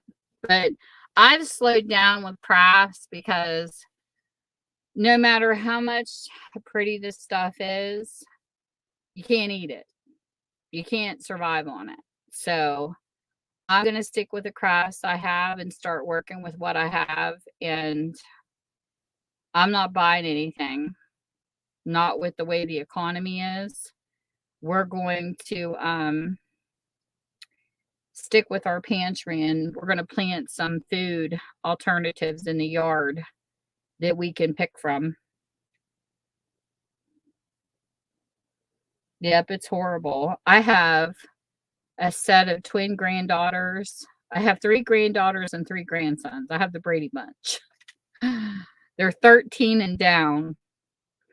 So I didn't want to miss. My one daughter has 2 sons, and my other daughter has 4 kids. She's got 1 son, the twins, and another daughter, which all 3 of the girls were here the day of the yard sale. They kept saying, "Welcome to the yard sale." They were welcome. This one guy says, "That's the cutest welcome I got all day." He gave my one granddaughter $1 for her welcome. I thought that was so cute. Then they were competing. The twins were competing to who said welcome to the yard sale first when she got that $1. That was so funny. They don't look alike though. One looked like mom, one looks like dad. She was gonna have a lemonade stand, but then decided not to. My daughter, but I told her you should have. They'd have done good. But she's busy. My daughter works full time plus raises 4 kids. It's rough. With her husband, of course, but it's rough. So she didn't have time to do the lemonade stand.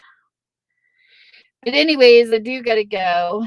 So you ladies have a great night. Thanks everybody for coming that came in tonight because you guys are awesome. I hope you guys have sweet dreams and a blessed evening. And take care. Bye.